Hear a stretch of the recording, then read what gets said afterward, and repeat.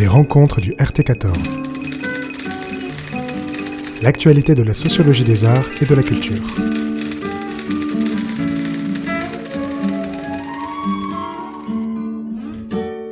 Bonjour à toutes et à tous et merci pour votre présence et pour votre écoute de cette nouvelle rencontre du réseau Sociologie des arts et de la culture de l'Association française de sociologie. Aujourd'hui, c'est notre dernière séance de l'année 2025-2026 et nous avons le plaisir d'accueillir Jérôme Dubois et Vincent Clavel pour parler de leur ouvrage intitulé « Quand les murs se font scène en milieu carcéral et hospitalier » qui est paru en 2024 aux presses universitaires de Vincennes. Alors bonjour Jérôme et bonjour Vincent. Bonjour. Bonjour. Merci beaucoup pour votre présence aujourd'hui.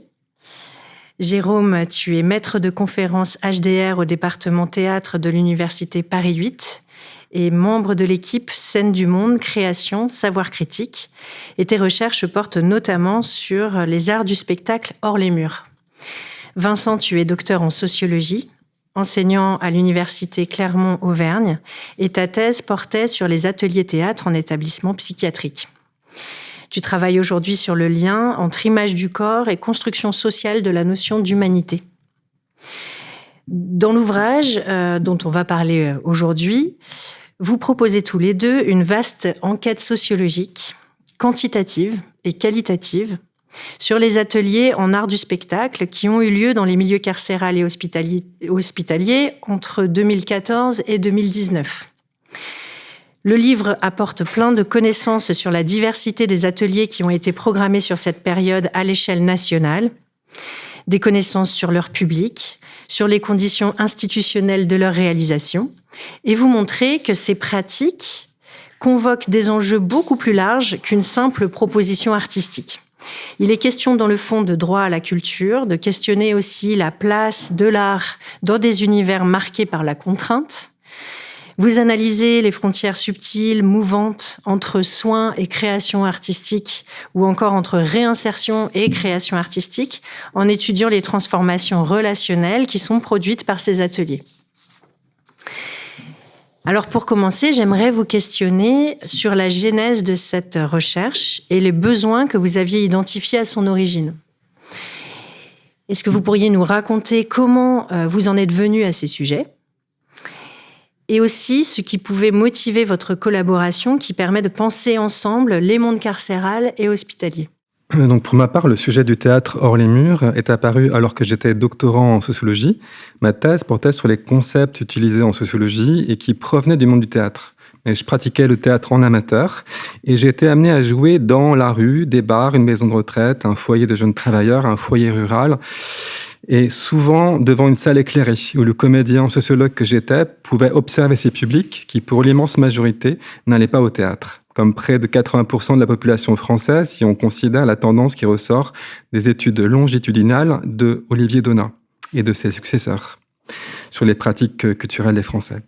Alors comment toucher ces publics si ce n'est en allant dans les lieux où ils se trouvent ? Lorsque j'ai été recruté comme maître de conférence au département théâtre de Paris 8 en 2008, j'ai de suite pensé à un séminaire sur les usages sociaux du théâtre hors des murs du théâtre.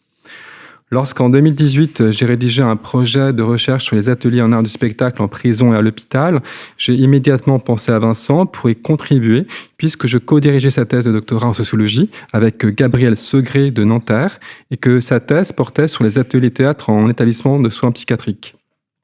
Je lui ai proposé de prendre en charge le secteur hospitalier, tandis que j'allais m'occuper du secteur carcéral.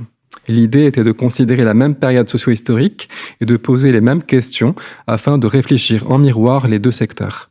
En recrutant Vincent comme ingénieur d'études, l'idée était aussi de contribuer aux données primaires de sa thèse, où il pourrait contextualiser sa réflexion dans un ensemble plus vaste que les ateliers théâtre en psychiatrie. Et je dois souligner que l'apport de Vincent a été très précieux car il a suivi une formation pour la cartographie et l'élaboration statistique de graphiques et de tableaux à partir de données croisées, tandis que je n'avais pas eu l'occasion d'utiliser les statistiques que depuis ma formation en licence et que je ne connaissais pas les derniers logiciels. Pour ma part, moi, je viens d'un master du coup d'anthropologie théâtrale à Besançon et j'avais fait un mémoire à l'époque sur les ateliers de théâtre en détention. J'étais intervenant avec le GENEPI, donc le groupement d'étudiants national d'enseignement aux personnes incarcérées, qui n'existe plus aujourd'hui. Et quand je suis arrivé à Paris, j'ai contacté Jérôme qui a accepté avec donc Gabriel de me co-diriger pour ma thèse. Et du coup, c'est par ce biais-là, comme expliquait Jérôme, que j'en suis arrivé à mener cette recherche dans le milieu hospitalier et plus spécifiquement dans le milieu de la psychiatrie parce que j'animais un atelier théâtre dans une clinique pendant 3 ans. Donc voilà, ça me permettait d'avoir un travail de terrain et en plus d'avoir des données un peu statistiques, quantitatives. Voilà. Merci. Alors, on parle souvent de la prison ou de l'hôpital comme des réalités qui seraient homogènes, alors que vous montrez qu'il existe une très grande diversité d'établissements, mais aussi une grande diversité de temporalité, de contraintes, etc. Est-ce que vous pourriez nous donner quelques clés pour déconstruire ces catégories et nous dire 2 mots sur l'importance de cette déconstruction pour l'analyse, notamment pour comprendre les différentes formes possibles des ateliers ? Donc, en effet, les conditions d'exercice des ateliers en art du spectacle ne sont pas les mêmes en fonction des types d'établissements, des publics, etc. Par exemple, pour le secteur carcéral, la taille moyenne des salles polyvalentes en atelier où les ateliers peuvent se tenir et prévoir des restitutions est bien plus spacieuse en centre de détention ou autre établissement pour peine, en moyenne 156 mètres carrés, qu'en maison d'arrêt, 62 mètres carrés. Et souvent, ces salles polyvalentes sont réservées au sport et l'atelier théâtre prend place dans une salle d'activité destinée à l'éducation de 18 mètres carrés, avant de pouvoir faire la restitution dans la salle polyvalente. En outre, les personnes en centre de détention ont été condamnées à 2 ans ou plus, là où celles en maison d'arrêt sont pour l'immense majorité soit condamnées à une peine de moins d'1 an, soit prévenues en attente de jugement. Si bien que les artistes se retrouvent souvent devoir initier un projet avec des personnes qui ne pourront pas suivre l'entièreté des séances de l'atelier ou aller au bout du projet. Car elles sont parfois condamnées à des peines de 2 ans ou plus et transférées en centre de peine ou libérées en fin de peine ou après avoir obtenu un aménagement de peine et donc libérées en conditionnel. Il y a donc une fébrilité aussi du côté des participants qui doivent voir leur avocat et gérer leur dossier. Tandis qu'en centre de détention, les personnes détenues sont en général disponibles à la fois en temps et aussi en esprit pour toute la durée de l'atelier. En outre, les conditions d'accès aux ateliers sont différentes, dans le sens où dans le centre de détention, il n'y a pas surpopulation carcérale, celle que connaissent toutes les maisons d'arrêt. L'accès dans les maisons d'arrêt, l'accès aux activités dans les centres de détention est plus rapide et plus souvent obtenu. Certains étages peuvent même permettre aux personnes de se rendre d'elles-mêmes aux activités sans avoir besoin de solliciter des surveillants, là où les mouvements de personnes détenues nécessitent des surveillants en maison d'arrêt, avec parfois des mouvements prioritaires sur ceux que nécessitent les ateliers. Les réalités sont donc paradoxalement plus faciles pour tout le monde en centre de détention qu'en maison d'arrêt. Pour l'hôpital, c'est pareil. Il y a donc des typologies un peu d'établissements. Donc, on s'est basé sur le répertoire Finesse, en fait, qui est un répertoire qui a une nomenclature hyper stricte sur tous les établissements de santé, notamment dans la région Île-de-France. Après, on n'a pas pu faire ça dans la France entière, bien sûr, parce que ça aurait été trop de travail. Ce qui est important aussi de noter, c'est la diversité du type d'atelier. Il y a des ateliers qui sont financés donc par le dispositif Culture et Santé, mais il y a aussi tout un tas d'ateliers de pratique en art du spectacle qui n'est pas financé par ce dispositif et qui a lieu par le biais d'infirmiers, d'ergothérapeutes, de psychomotriciens, de psychologues, de psychiatres, qui relèvent plus ou moins des arts du spectacle. Enfin, c'est vraiment, là, faut vraiment dénouer un peu tout. Faut vraiment beaucoup discuter avec les intervenants pour comprendre eux-mêmes de quel aspect ils se revendiquent. Donc il y a une, on pourrait dire une vitrine culture et santé, et derrière cette vitrine-là, il y a vraiment plein de choses qui se passent et qui sont très peu répertoriées, et même quand on prend notre livre, il y a beaucoup d'écueils dans ce répertoire-là, parce que pour la région Île-de-France, on a pris le téléphone et on a pris le répertoire Finesse, on a appelé toutes les structures pour savoir s'ils avaient des ateliers. On en a ressorti plein qui étaient pas du tout connus de la DRAC et des ARS, quoi. Donc voilà, il y a vraiment ça à pointer, quoi. D'accord, bah justement, on va continuer un petit peu sur la méthodologie de cette recherche. Donc, qui est à la fois quantitative et qualitative, et vous expliquez dans le livre combien il a pu être difficile par moment d'obtenir des données qui sont homogènes. Est-ce que vous pourriez revenir sur ces défis méthodologiques et également nous raconter comment vous avez pu travailler avec donc les associations, les DRAC, donc Direction régionale des affaires culturelles, les ARS, les agences régionales de santé, et les SPIP. Je vous laisse nous dire l'acronyme. Donc, il y a 3 grands défis, notamment pour l'outil statistique, le recueil de données, la catégorisation des actions et notamment les disciplines, les intervenants, et enfin donc le type de calcul et l'interprétation que nous pouvions faire de ces données. Même si d'autres outils ont été utilisés, c'est là notamment où se trouvaient les plus grandes difficultés. L'entretien semi-directif, la cartographie, les observations, etc. sont une pratique plus simple, on va dire. Si les intervenants artistes ou autres ont très souvent exprimé un désir de partage de leur savoir expérientiel, il a été parfois difficile de faire remonter des données quantitatives de la part des personnels administratifs et des institutions. Donc, je ne parlerai que du secteur carcéral et je laisserai Vincent dire un mot sur le secteur hospitalier. Pour les DRAC, mais pour les DRAC, on a la même difficulté sur les 2 secteurs, à savoir qu'il y a eu en France une réforme territoriale en 2016 où les régions sont passées de 22 à 13 avec une dizaine de DRAC qui sont passées à la trappe. Et hélas, les personnes en poste n'ont pas forcément transmis les archives aux personnes qui allaient reprendre le travail sur leur territoire.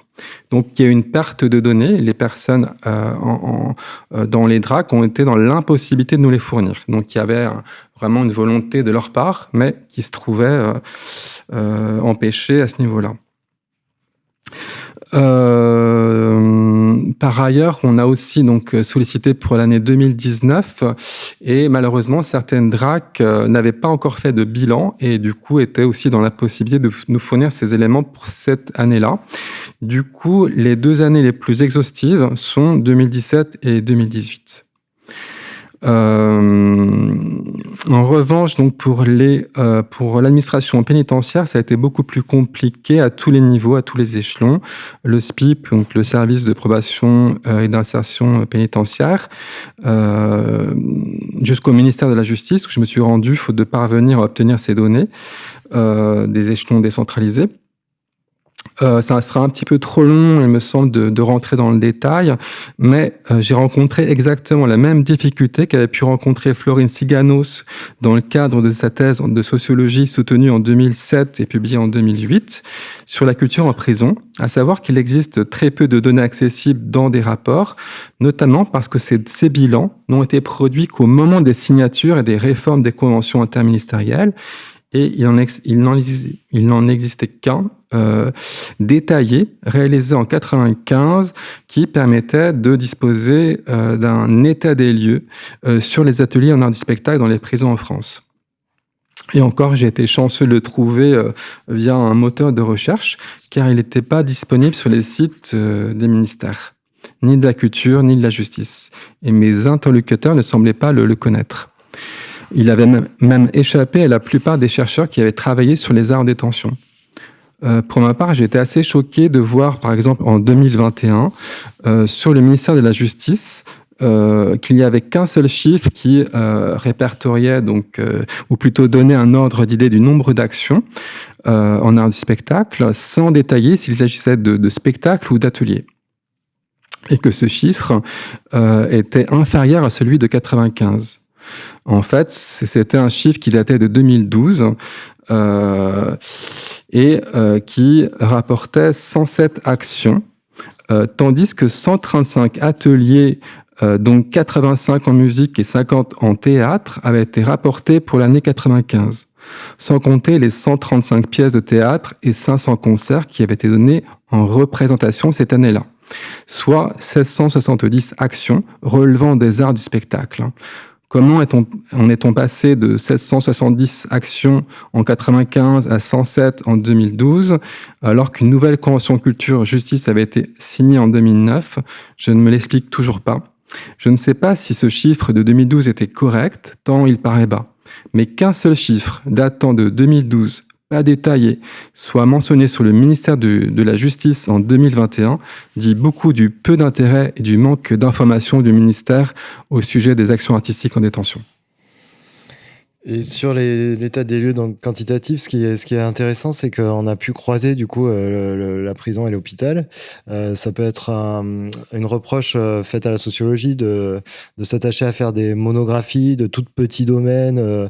Par exemple, le théâtre en psychiatrie, c'est hyper spécifique, ça n'intéresse personne. Mais donc là, ce qui est pas mal, c'est qu'on a quand même les arts du spectacle, donc c'est quand même un peu large, en prison et à l'hôpital. Donc on trouve que c'est quand même assez riche pour comparer un peu des données.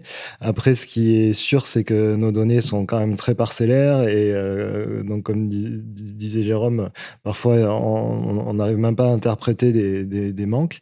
Et il y a des grosses disparités régionales aussi. Hein. Donc c'est ce qu'on note dans le bouquin, où il y a des régions qui sont vraiment à la pointe. Donc peut-être plus dans la vitrine toujours culture et santé que dans la tambouille que j'expliquais tout à l'heure. Et d'autres qui, au contraire, donc dans le dispositif culture et santé, ont des données très très parcellaires liées à des problèmes, des dracs à l'époque, donc qu'on nous a remonté, mais qu'on préfère pas non plus trop expliciter. Mais voilà, c'est sûr qu'il y a des grosses disparités régionales. Mmh. Et au-delà de ces disparités régionales, il y avait aussi peut-être des différences de discipline et des différences institutionnelles sur lesquelles peut-être vous auriez envie de revenir? Oui, bien sûr. Par exemple, donc à l'hôpital, c'est sûr qu'il y a le triptyque théâtre, musique et psychiatrie qui fonctionne bien, quoi. C'est des ateliers qui sont réputés. Enfin, il y en a vraiment beaucoup. Alors qu'on va pas beaucoup retrouver, par exemple, d'ateliers marionnettes dans un service de cardiologie, par exemple. Enfin, ça paraît con, mais c'est vrai, quoi. Il y a quelques spécificités comme ça qui font que la psychiatrie, les soins de suite et de rééducation, et alors après, donc tout le champ du médico-social, mais qu'on a peu interrogé, sont quand même beaucoup plus sollicités que d'autres disciplines médicales, même si on peut retrouver quand même des ateliers d'artistes dans les services de dermatologie, par exemple. C'est ouvert à tout service de santé, donc il y a des disciplines qui, on pourrait dire vraiment pas forcément concernées, qui vont aussi proposer des ateliers à leurs patients. En fait, il s'agit d'une étude qui porte sur une période particulière qui s'étale sur 5 ans et ce qui en ressort ne concerne que cette période avec des contrepoints sur les chiffres que nous avions sur les périodes antérieures. Mais les tendances qui se dégagent ne disent rien de l'évolution des politiques culturelles mises en œuvre depuis, ni sur celles qui viendront. Donc, c'est une cartographie d'un moment, d'une période qui est plutôt fastueuse, je dirais. Pour les deux secteurs, les chiffres montrent une progression du nombre d'ateliers et une diversification des disciplines concernées. Pour le secteur carcéral, à l'échelle nationale, on est passé donc de 135 ateliers en art du spectacle en 1995 à une moyenne de 228 ateliers par an entre 2014 et 2019.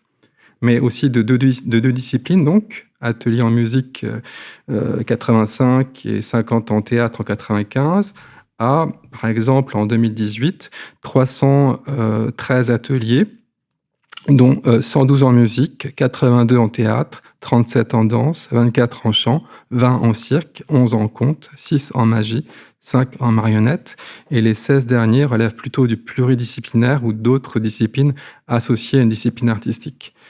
La musique reste donc un art le plus pratiqué en détention, hormis pour les femmes sur certaines années, où la danse et le chant arrivent même devant le théâtre.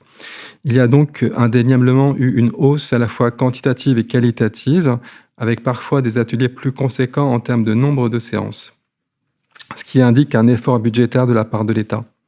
Bien sûr, lorsqu'on fait le prorata entre la moyenne d'ateliers dispensés et le nombre de personnes détenues, pour donc le secteur carcéral, c'est très très peu.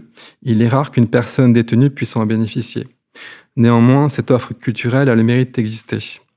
Pour ce qui est des disparités régionales du secteur carcéral, elles découlent en partie du fait que l'Île-de-France a été choisie comme région pilote dans une première phase expérimentale qui date de début 2010, avec des coordinateurs et coordinatrices culturelles dans chaque établissement. Et leur présence est très disparate ailleurs. Parfois, certains contrats ne sont pas renouvelés. Or, il s'avère qu'il et elle jouent un rôle crucial de programmateur et de facilitateur comme relais entre les SPIP et les DRAC, en contribuant à ce que les ateliers se passent au mieux à tout point de vue. Et beaucoup d'artistes m'ont confié qu'ils ou elles ne reprendraient pas leurs ateliers d'une année sur l'autre s'il n'y avait pas l'accompagnement des projets par des coordinateurs culturels. Et si bien que si on devait comparer le milieu carcéral et le milieu hospitalier, quelles seraient les principales différences que vous avez pu dégager finalement, et notamment les rapports sociaux qui les structurent apparaissaient dans le livre très différents. Est-ce que vous pourriez nous parler de ça ? Donc, ce qui rapproche les démarches dans ces deux milieux, c'est l'apport d'une humanité de la relation interpersonnelle par le biais d'une création artistique dont le processus sollicite la personne en tant que telle, en tant que sujet, citoyen, artiste potentiel, avec un propos, là où les institutions ont tendance à impersonnaliser les rapports avec les patients. Ceux-ci sont ramenés à leur maladie et avec les détenus, les personnes détenues étant identifiées à un numéro d'écrou. Donc les différences les plus notables, c'est d'abord qu'en détention, les ateliers répondent essentiellement au droit à la culture, là où en milieu hospitalier, les ateliers s'inscrivent pour une part significative dans le courant des arts appliqués aux soins ou à l'accompagnement du soin, avec des collaborations artistes et soignants, et même des soignants qui animent des ateliers sans contribution d'artistes, ayant eux-mêmes été initiés à certains arts dont ils reprennent certaines techniques. Ensuite, en milieu hospitalier, nous trouvons souvent des soignants qui se mêlent aux patients dans les ateliers, ce qui n'existe pour ainsi dire pas ou très très peu, j'en ai pas connaissance en milieu carcéral. J'ai entendu parfois 2-3 anecdotes avec des moments de complicité, mais c'est vraiment anecdotique. Qu'est-ce que cela dit des rapports sociaux qui structurent les institutions ? Soignants et soignés partagent le même objectif, le soin, auquel la qualité de la relation peut contribuer. Ils peuvent donc collaborer. Là où les personnes détenues et surveillants n'ont pas ou peu d'objectifs communs, ils sont plutôt dans une opposition conflictuelle au moment de la détention. Et les surveillants doivent parfois user de la force pour contraindre les personnes détenues au respect du règlement intérieur. Si bien qu'ils et elles, puisqu'il y a aussi des surveillantes, n'ont pas envie de voir dans les personnes détenues des personnes. Ne pas avoir d'empathie pour la personne, ne pas la voir comme une personne, mais comme un délinquant, une délinquante ou une criminelle, permet plus facilement d'accepter qu'elle soit soumise aux conditions déshumanisantes de la prison, voire à sa violence symbolique ou physique, et de faire son métier sans trop se poser de questions sur les conditions de vie carcérale. Et si on repart donc sur ce concept de démocratisation culturelle, où on va aller vers les publics empêchés, donc c'est ça qui va un peu tisser le lien entre les publics à l'hôpital et en détention. Et ce qui est à noter, c'est que la détention est beaucoup plus fermée, forcément, que l'hôpital. Dans l'hôpital, justement, il y a une volonté d'ouverture sur le territoire, aux compagnies du territoire, à tous ces aspects culturels du territoire. On retrouve ça en détention, mais beaucoup moins. Et les contraintes en détention sont vraiment beaucoup, beaucoup plus fortes que dans le milieu de la santé. Il y a quand même une question de sélection des patients et de sélection des détenus. Donc, qui c'est qui choisit, comment on les choisit? C'est un peu le pont parfait pour parler du contexte historique. Tous les deux, vous resituez les ateliers dans le contexte historique. Est-ce que vous pourriez nous parler de l'apport de cette contextualisation, nous donner des repères sur l'histoire de ces dispositifs pour nous expliquer comment on est progressivement passé d'une logique qui était essentiellement disciplinaire ou médicale, c'est-à-dire le fait de proposer une activité artistique pour divertir ou soigner, vers une reconnaissance du droit à la culture des participants. Et aussi, qu'est-ce que ça implique? Donc, je laisserai Vincent répondre en premier, car l'histoire des arts du spectacle est plus ancienne dans le secteur hospitalier, même si la première convention culture-santé a été signée en 1999, donc après la convention culture-justice signée en 86. J'ai retrouvé ce que je voulais dire. Pardon, c'était que en fait, donc il peut y avoir un aspect santé en fait dans les ateliers théâtre à l'hôpital, mais en fait en détention, il pourrait y avoir un aspect réinsertion. Il y est l'aspect réinsertion, mais il pourrait être vraiment beaucoup plus développé, quoi. Alors que des fois, on entend des discours politiques qui disent ils vont au théâtre alors qu'ils sont en prison. On n'entend pas du tout ça à l'hôpital. C'est vraiment pas le même aspect. Et c'est vrai que ça a une vraie différence aussi. Ouais. Pour l'aspect historique, donc en fait, on peut remonter à très très loin. On peut remonter à l'Antiquité avec la catharsis aristotélicienne, le théâtre d'Épidaure, tout ça. On peut retrouver aussi des petits indices dans des revues d'histoire. Le premier théâtre français, en fait, a été institué à l'hôpital de la Trinité. Donc, il était dans un hôpital qui n'avait pas la même fonction à l'époque. C'était plutôt de récolter les mendiants. Donc, en 1402, quand même, c'est assez vieux. Et puis après, on retrouve les représentations théâtrales du Marquis de Sade à la Maison de Force de Charenton, qui ont quand même marqué un vrai jalon dans l'utilisation du théâtre dans la psychiatrie, qui n'était pas à l'époque la psychiatrie, mais voilà, qu'on va retrouver plus tard. À Bligny aussi, dans des sénatoriums, on jouait des opéras ou on montait des pièces. Et puis, vraiment, une phase importante dans l'histoire de l'utilisation des arts du spectacle dans le milieu de la santé, c'est Saint-Alban, en fait.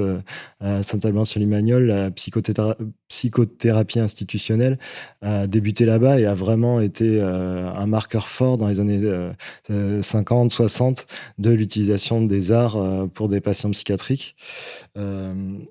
Du coup, en découle plein de types d'ateliers sur lesquels on pourra revenir si vous le souhaitez.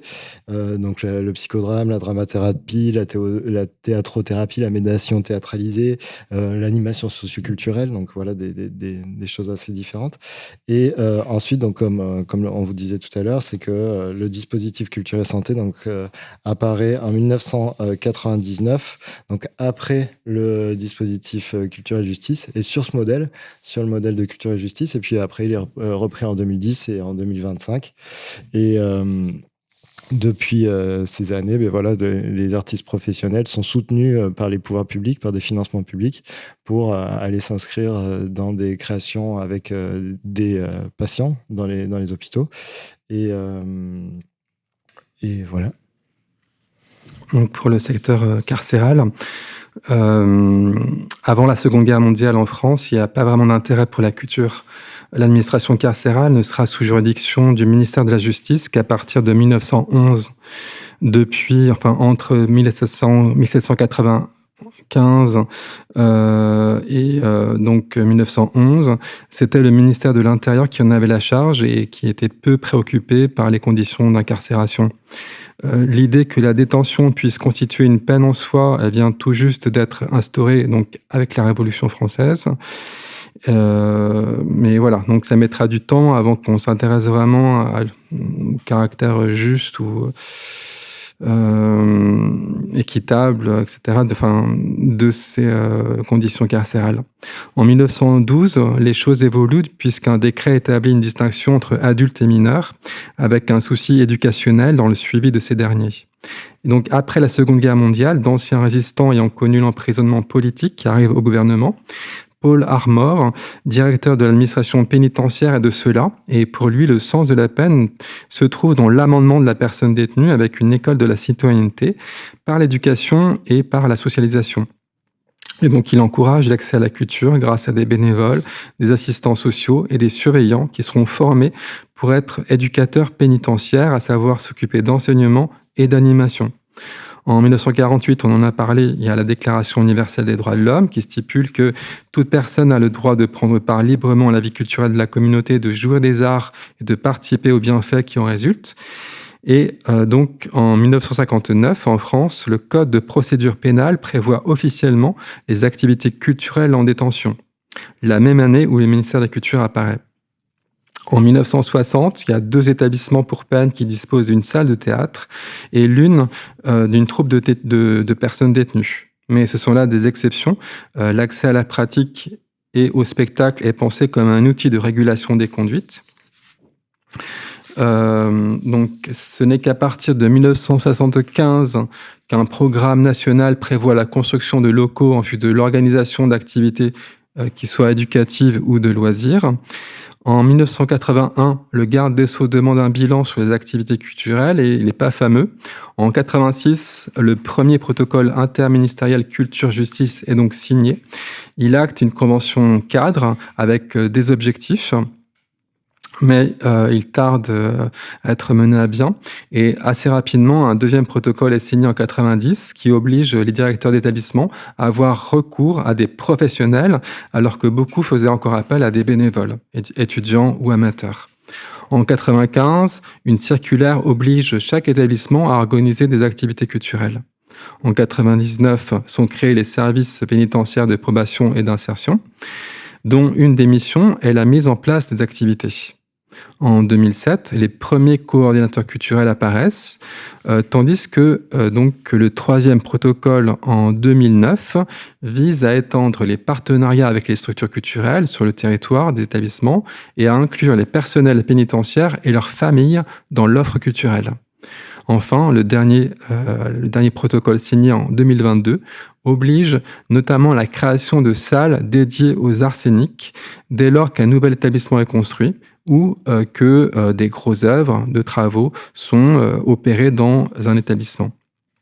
Ce qui permettra, entre autres, une professionnalisation accrue des acteurs concernés avec une hausse de la qualité. Et parmi ces acteurs, il y a les personnes détenues qui pourront suivre des formations dans ces lieux dédiés aux arts du spectacle. Alors, on comprend bien l'importance de ces protocoles interministériels, que ce soit culture-justice ou culture-santé. Je pense notamment aux coordinateurs culturels. Et pourtant, vous observez des inégalités territoriales, institutionnelles, et vous nous en aviez parlé tout à l'heure. Comment est-ce que vous expliquez ça finalement ? Le réseau des acteurs en fait qui se sont fédérés est vraiment important pour ça, pour cette disparité régionale. Les régions où on a retrouvé le plus d'ateliers du dispositif interministériel sont les régions où les acteurs en fait se sont fédérés et ont créé la manufacture dans la région Île-de-France, Interstice dans l'ancienne région Rhône-Alpes et itinéraire singulier en Franche-Comté, enfin, ce qui était la Franche-Comté avant, donc Bourgogne-Franche-Comté. Et ces associations en fait qui fédèrent les gens qui organisent ces activités ont vraiment eu un rôle moteur pour permettre à ces ateliers de se développer. Et donc ça, c'est plutôt sur l'institution, en fait. Je pense qu'elles accompagnaient vraiment les institutions à chercher des intervenants de qualité et puis même à faire du lobbying, à faire connaître le dispositif. Et par contre, plutôt sur l'autre aspect, sur des inégalités, enfin l'autre aspect pas vraiment, mais les inégalités institutionnelles, ce qu'on peut noter, c'est que il y a vraiment une volonté de médecins, soit de psychiatres, soit comme je disais tout à l'heure, de dermatologues, peu importe le type de la profession médicale, mais il y a des médecins qui sont vraiment convaincus par l'importance de faire pratiquer des arts à leurs patients, tandis que d'autres le refusent. On a eu des cas où des coordinateurs culturels nous disaient là, on n'y va pas parce qu'on sait que le psychiatre, il veut pas que ses enfants, enfin, c'est pas ses enfants, mais les patients qui suivent, les enfants qui suivent en pédopsychiatrie, il veut pas qu'ils pratiquent le théâtre. Donc, on va pas y aller, quoi. Donc, c'est vrai que c'est vraiment dépendant du chef de service ou du médecin qui est en place. Et il y a vraiment des médecins qui étaient très, très militants pour la culture. Et donc, ça découle médecin, et puis après, on retrouve infirmier, comme je vous disais, hein, toutes les professions paramédicales aussi vont pouvoir amener cette culture-là par leur passé, par leur vécu et par leur pratique aussi, hein, des pratiques amateurs ou même professionnelles parfois. Une dermatologue, par exemple, qui est comédienne professionnelle, à qui je pense là tout de suite, qui développe vraiment cette double pratique. Pour le secteur carcéral, il y a plusieurs facteurs qui peuvent être explicatifs. Premièrement, la proactivité en matière d'offres culturelles relevant des arts du spectacle en détention, elle est très récente. Donc, elle demande du temps aussi à se mettre en place, à se diffuser nationalement. Elle précède un petit peu donc notre étude. Notre période, elle commence en 2014 et comme je le disais tout à l'heure, c'est les premiers coordinateurs, ils arrivent en 2007. Il y a vraiment une implication à partir de 2010, je dirais. Et donc, sachant qu'il y a une région pilote, voilà, en Île-de-France. Donc, l'autre facteur, c'est le fait qu'il y ait ou pas un réseau d'infrastructures culturelles. Il y a certaines régions où il y a ce qu'on peut appeler des déserts culturels. Donc, si autour des établissements, notamment ceux qui sont construits en zone rurale, il y a peu d'établissements culturels, c'est plus difficile pour les coordinateurs culturels de mettre en place ces actions, ou en tout cas au sein des SPIP, ceux qui sont missionnés pour mettre en place ces actions, d'y pourvoir. Il faut payer non seulement les cachets des artistes, mais en plus les défrayer, ce qui fait des coûts supplémentaires par rapport à des villes qui sont en zone urbaine.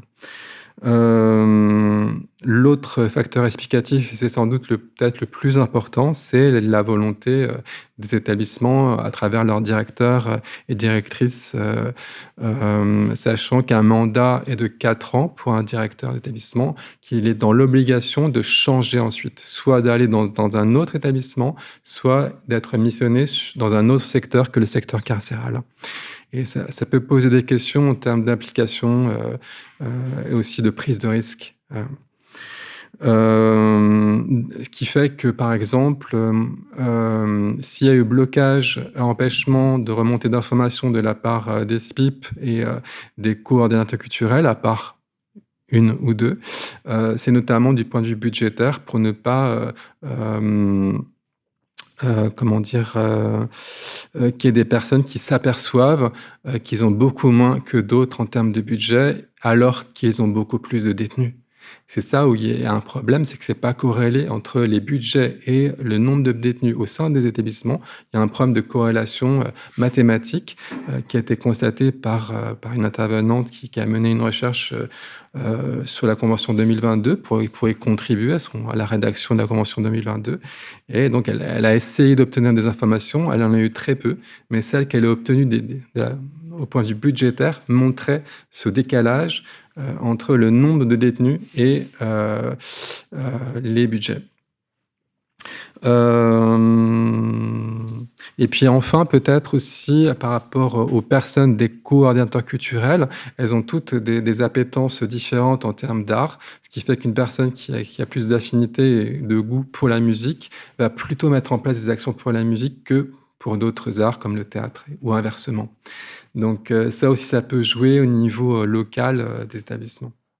Merci beaucoup. J'aimerais qu'on passe maintenant au discours des artistes. Les retours que vous avez pu avoir de la part des artistes décrivent souvent un choc qui est lié à l'entrée dans ces institutions. En prison, ils font mention des sas, des contrôles, de la surveillance, à l'hôpital des rythmes du soin, des états de fatigue, de la vulnérabilité des patients. Comment est-ce que ces artistes apprennent à travailler dans ces contextes qui sont contraints? Comment est-ce qu'ils s'adaptent à ces situations? en ce qui concerne la prison, il n'y a pas de formation spécialisée. Pour le monde hospitalier, donc c'est différent. Il existe par exemple pour le rire médecin maintenant une formation qui a été mise en place par l'association pour les clowns professionnels qui sont déjà professionnels clowns, qui leur permet d'apprendre des éléments essentiels sur le mode de relation avec les soignants, les maux, les maladies et les effets des maladies, des maux et aussi des traitements sur les patients. Donc aussi des techniques, des outils qu'ils peuvent déployer dans les interactions improvisées en passant donc par un stage en binôme avec un clown qui est déjà, lui, formé. Donc il y a tout un protocole de formation du clown qui va lui permettre d'entrer, d'acquérir des notions et des compétences pour entrer en matière et bien performer. Pour la détention, maintenant, donc il y a une licence à Paris 3 qui forme donc les étudiants en théâtre et aussi donc ce master à Toulouse en théâtre appliqué qui transmettent des savoirs et des savoir-faire qui seront utiles pour ensuite intervenir en prison ou à l'hôpital. Mais comme pour le reste, cette palette du métier d'artiste s'apprend sur le tas.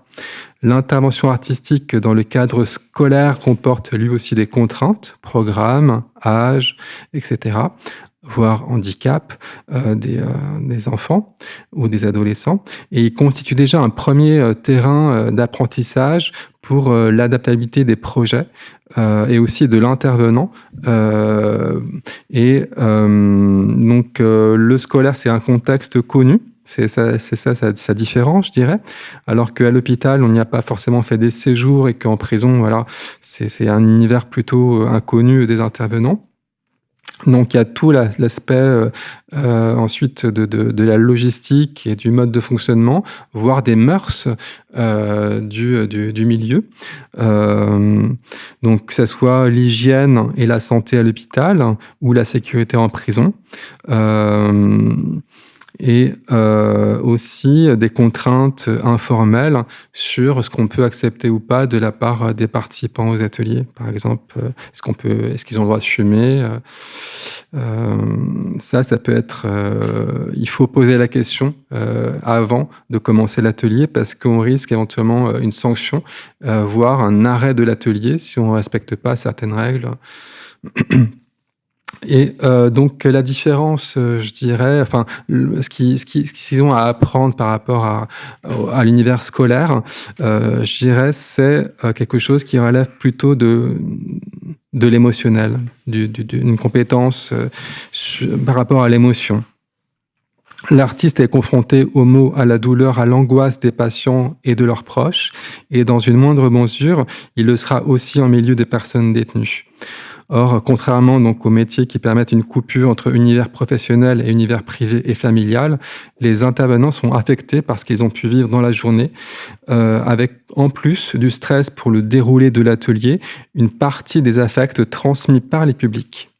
Surtout, s'ils n'ont pas l'occasion d'en parler autour d'eux, contrairement à ce que met en place justement le Rire Médecin avec des rencontres mensuelles pour échanger sur les expériences qu'ils ont pu vivre plus ou moins fortes, s'ils n'ont pas la possibilité d'en parler, ça peut être très très lourd à porter.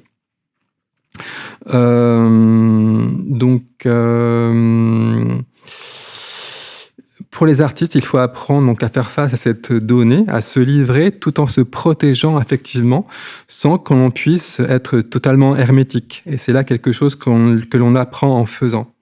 Apprendre à travailler avec cette charge affective est sans doute une des plus grandes difficultés pour les artistes.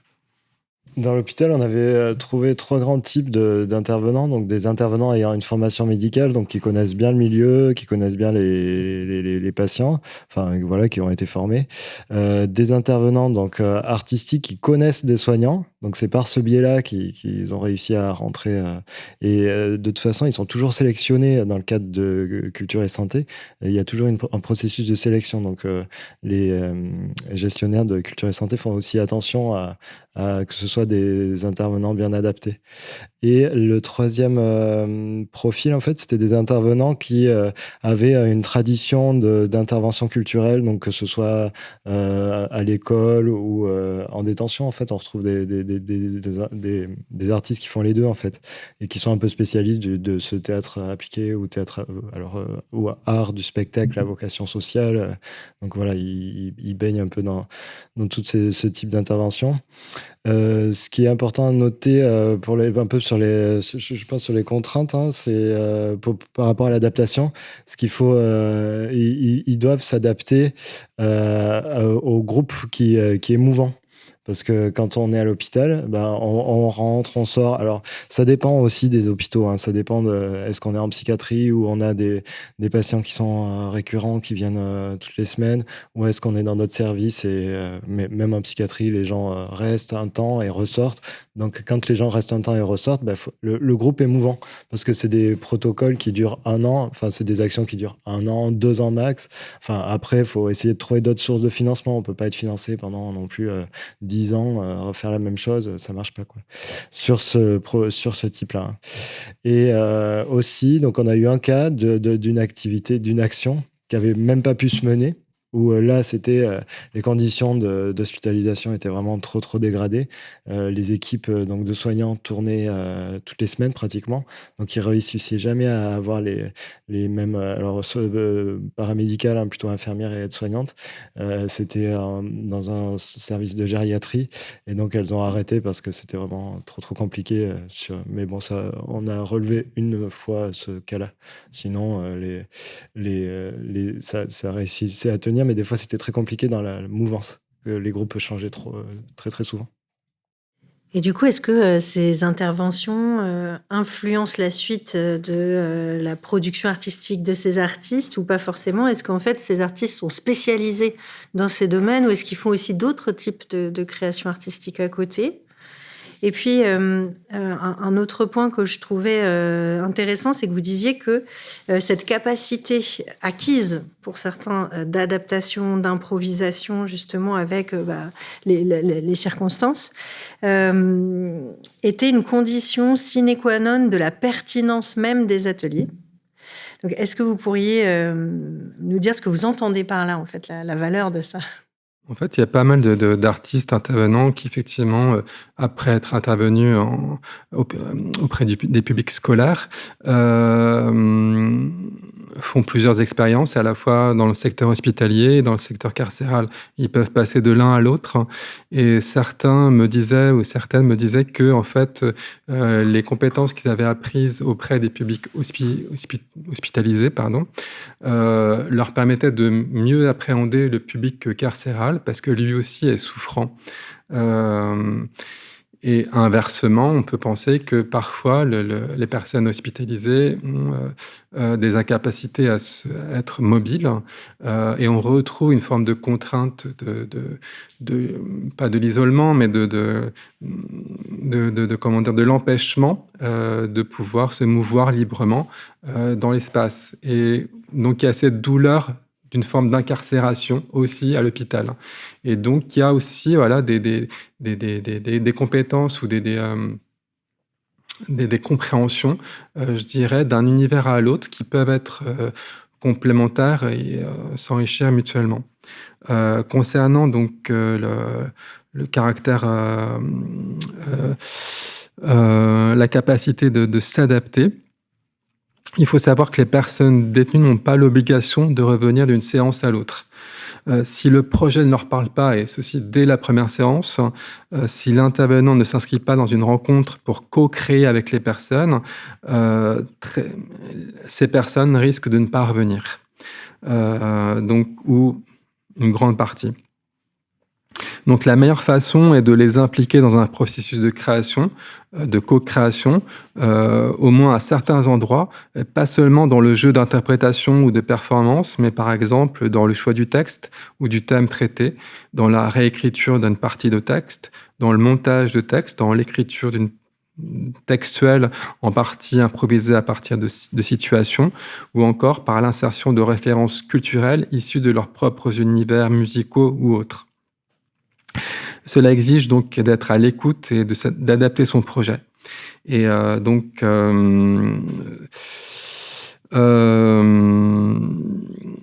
il y a aussi, comme l'a évoqué donc Vincent, le fait que, notamment en maison d'arrêt, pour X raisons, les personnes détenues ne seront pas forcément très régulières dans le suivi du projet.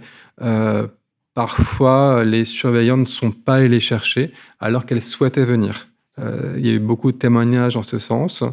Donc, le participant dit « Mais non, moi, je voulais venir, mais on n'est pas venu me chercher. » Parce qu'il y a des mouvements prioritaires parfois en détention et les surveillants estiment qu'ils doivent prioriser un autre mouvement que celui d'aller chercher une personne pour un atelier.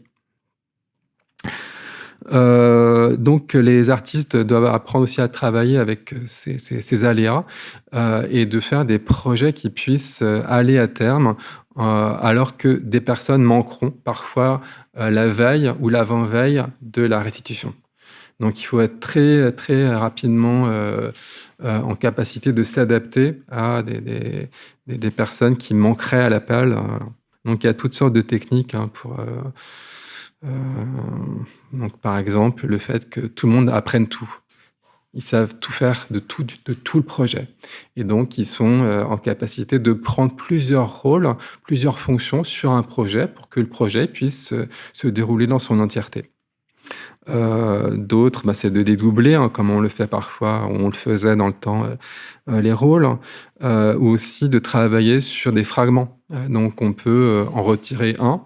Il n'empêche pas que le reste puisse s'articuler. Puis il y a aussi, bien sûr, des artistes qui vont faire appel à des amis, des collègues professionnels qui vont ponctuellement, très rapidement apprendre des bouts de texte ou des rôles, etc., pour combler, ou encore eux-mêmes, puisqu'ils ont participé à l'élaboration du projet, pourront prendre la place des personnes qui ne sont pas présentes.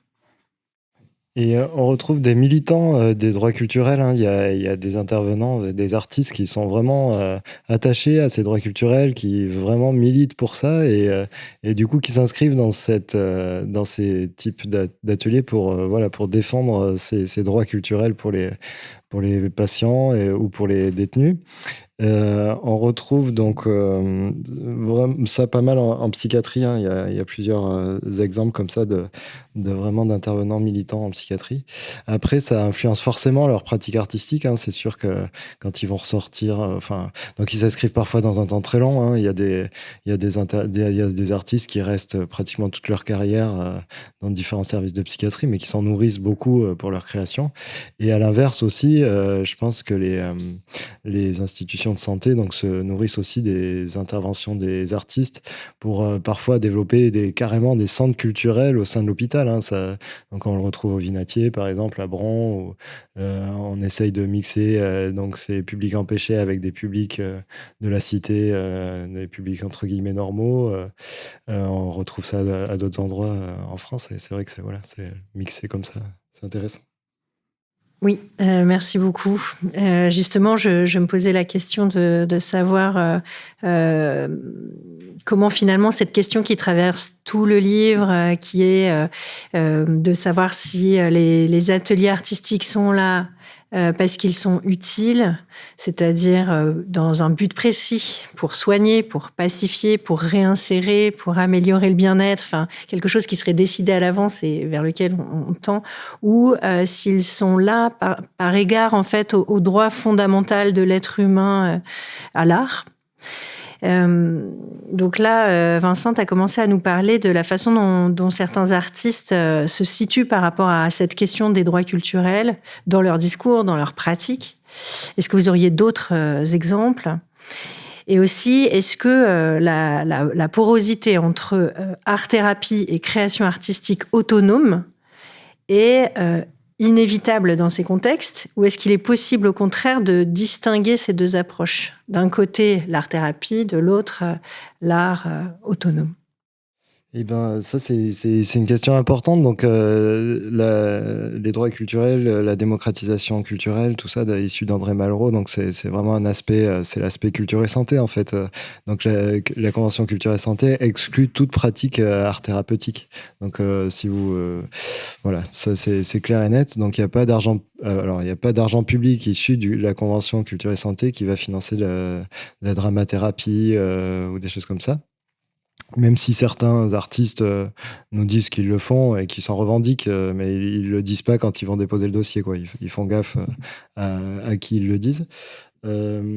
Après, sur cet aspect, donc utilité sociale de l'art, donc ça, on en parlera un petit peu à la fin peut-être sur les évaluations, mais ça a un aspect donc de réinstaurer du lien social sur des patients, notamment en psychiatrie, sur de la réhabilitation ou de l'empowerment, ce qu'on peut appeler l'empowerment, et ça peut les orienter après vers des GEM, en fait, des groupes d'entraide mutuelle qui utilisent aussi des médiations artistiques et qui peuvent du coup pratiquer de manière autonome, sans intervenant extérieur, l'art de manière voilà, amateur. Et puis pourquoi pas aussi professionnel. Il y a des compagnies qui cherchent aussi à intégrer dans leur sein des artistes qu'ils ont recrutés en psychiatrie. L'exemple de Pippo Del Bono, en fait, est un assez bon exemple pour ça. Euh, Vincenzo, je me souviens plus de son nom de famille maintenant, mais voilà, qui est mort il y a pas longtemps d'ailleurs. Donc voilà, donc il y a ce type d'exemple-là aussi. Donc, on n'a pas procédé à cette question à travers un questionnaire, donc c'est difficile de statuer. Par l'entremise des entretiens, on a voilà, quelques retours. Il me semble qu'en fait, les positions sont contrastées, mais il n'y a pas vraiment de conflit sur le sujet entre les intervenants. Tout dépend de là où on se trouve, plutôt du côté de l'objectif de l'institution ou du côté de l'autonomie de l'art et du droit à la culture comme seul objectif, et du sens que l'on donne à sa pratique en concertation ou pas avec les institutions. Et parfois, certains objectifs ne sont pas forcément formulés explicitement, mais ils sont induits par la pratique. Et donc, donc ils n'apparaissent pas dans les discours. Le fait est qu'en secteur carcéral, la participation aux ateliers est très sélective et conditionnée à l'absence de rapport d'incident, si bien que l'atelier peut être perçu comme une carotte et le fait de ne pas y participer comme une sanction punitive, en forme de bâton, indirecte d'une mauvaise conduite, si bien que les artistes participent malgré eux à des mécanismes disciplinaires. Pour autant, pour les personnes détenues qui peuvent participer, il advient une forme d'échappatoire à la logique disciplinaire propre à l'univers carcéral, par exemple avec un travail sur le corps et les odeurs, la dimension tactile, le fait que on travaille des corps trop musculeux pour être agile dans la danse, ou des corps au contraire qui sont complètement avachis et qui passent leur journée allongés et qui perdent leur musculation. Donc il y a les deux types de corps, mais des corps abîmés, trop musculeux ou trop relâchés, voire obèses. Il y a beaucoup de personnes qui prennent du poids en détention, malgré la malbouffe.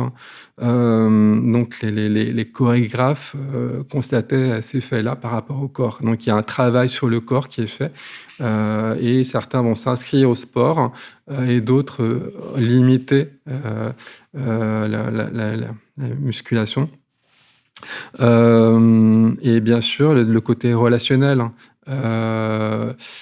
Des personnes en détention qui ont du mal à être touchées parce que les seules formes tactiles qui opèrent sont violentes.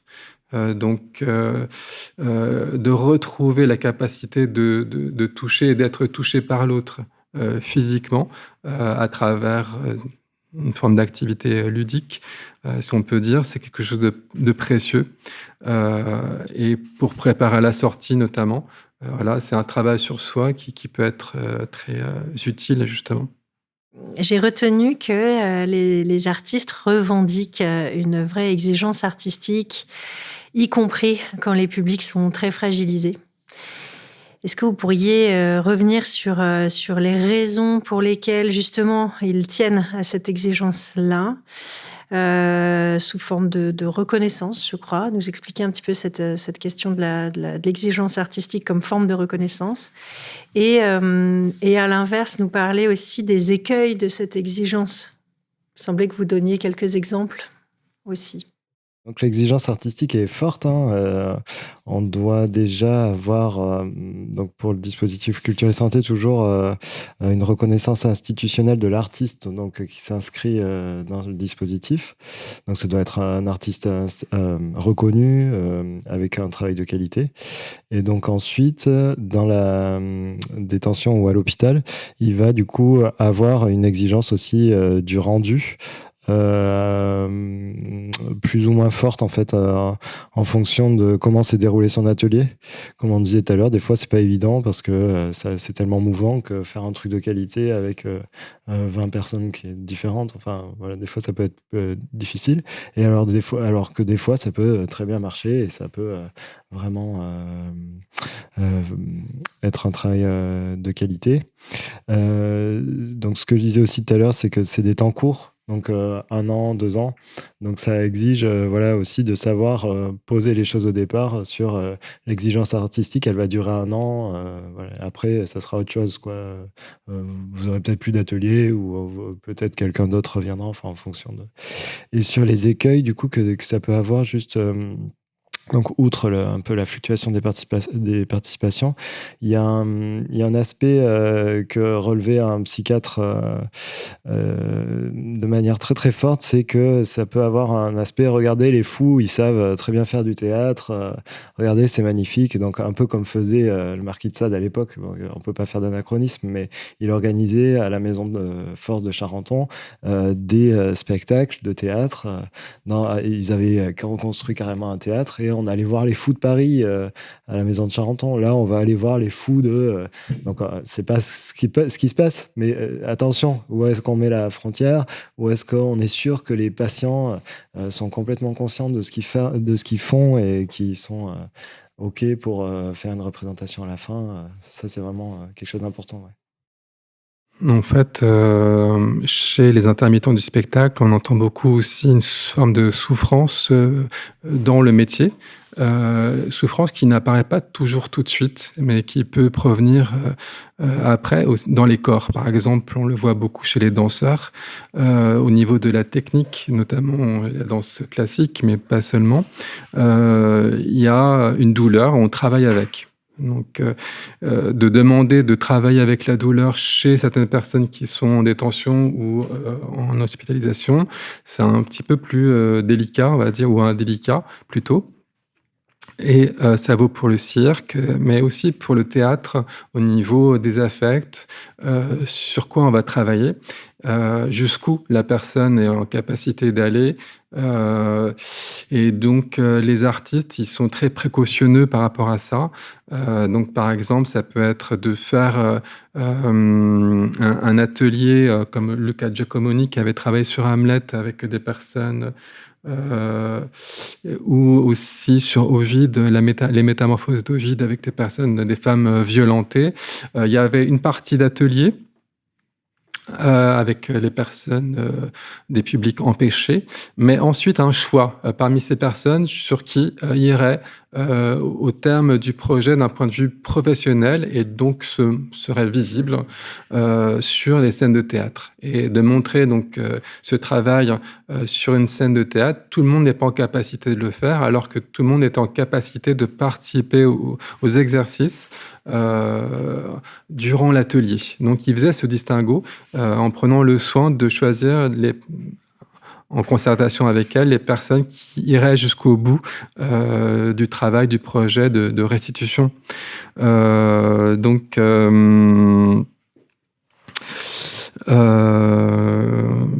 Tout cas, après, l'excellence artistique, c'est quelque chose qui est qui tient beaucoup à cœur les artistes, parce que par éthique professionnelle, c'est quelque chose qui les motive eux-mêmes, sur lequel ils se reposent, qui les tire, voilà, vers quelque chose qui les dépasse un petit peu, qui les transcende, et c'est quelque chose qu'ils essaient d'infuser chez les autres.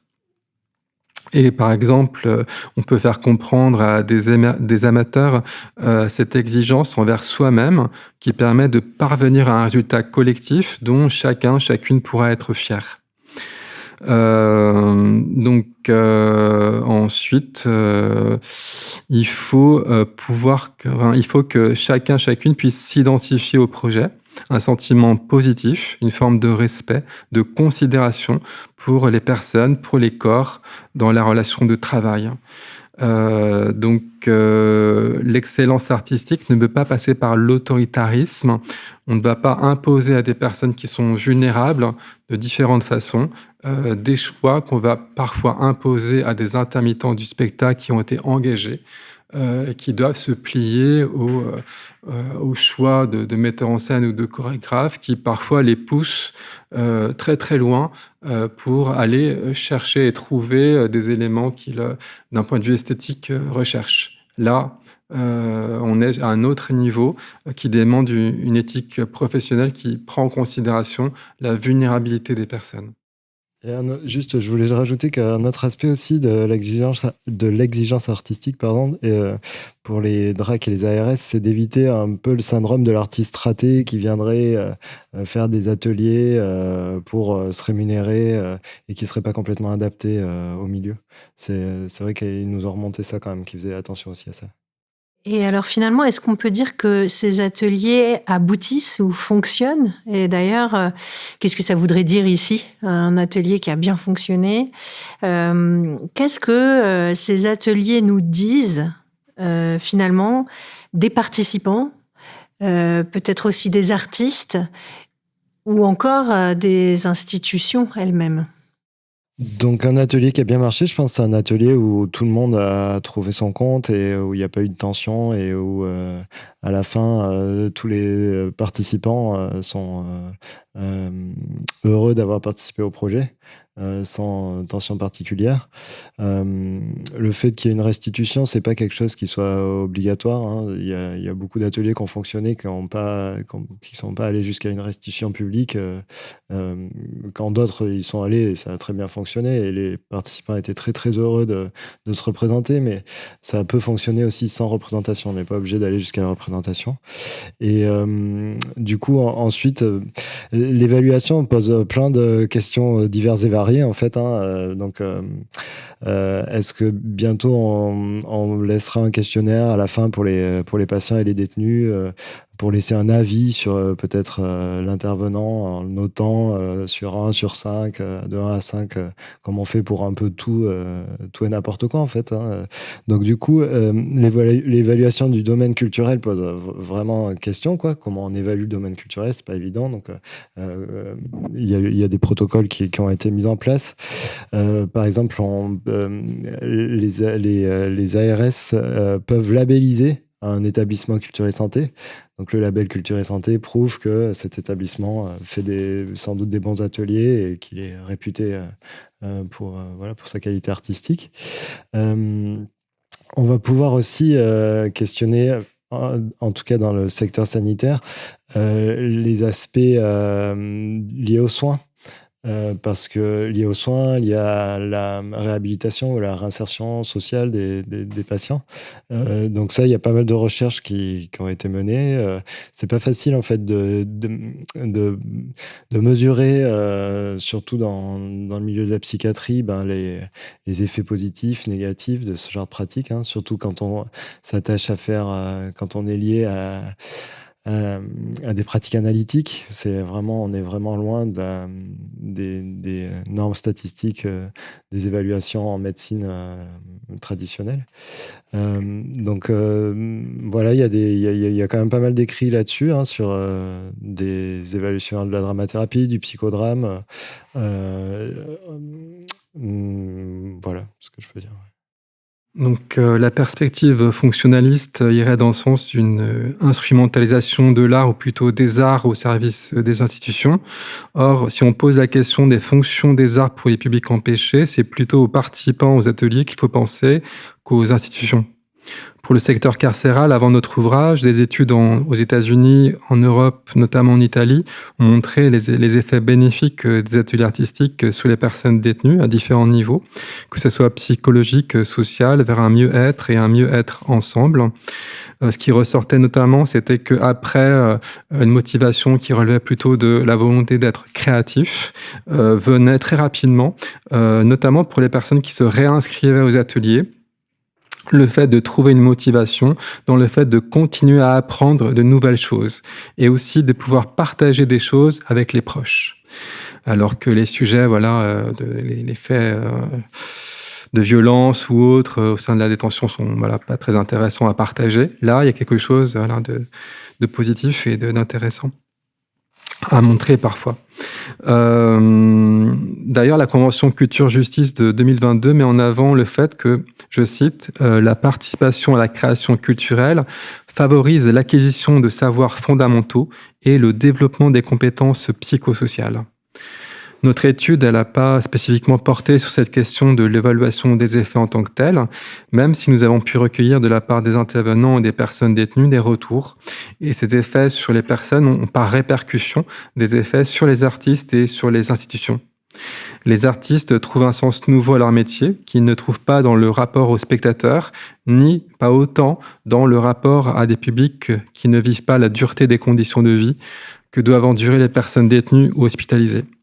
Des vocations naissent chez certains artistes qui font le pas de se consacrer entièrement à un type de public ou d'y revenir tous les ans à côté d'un travail de création artistique sur le circuit professionnel. On sort rarement indemne de cette expérience, elle transforme beaucoup d'artistes qui s'y confrontent, même si d'autres n'y trouvent pas leur compte et s'en rendent compte souvent dès la première expérience.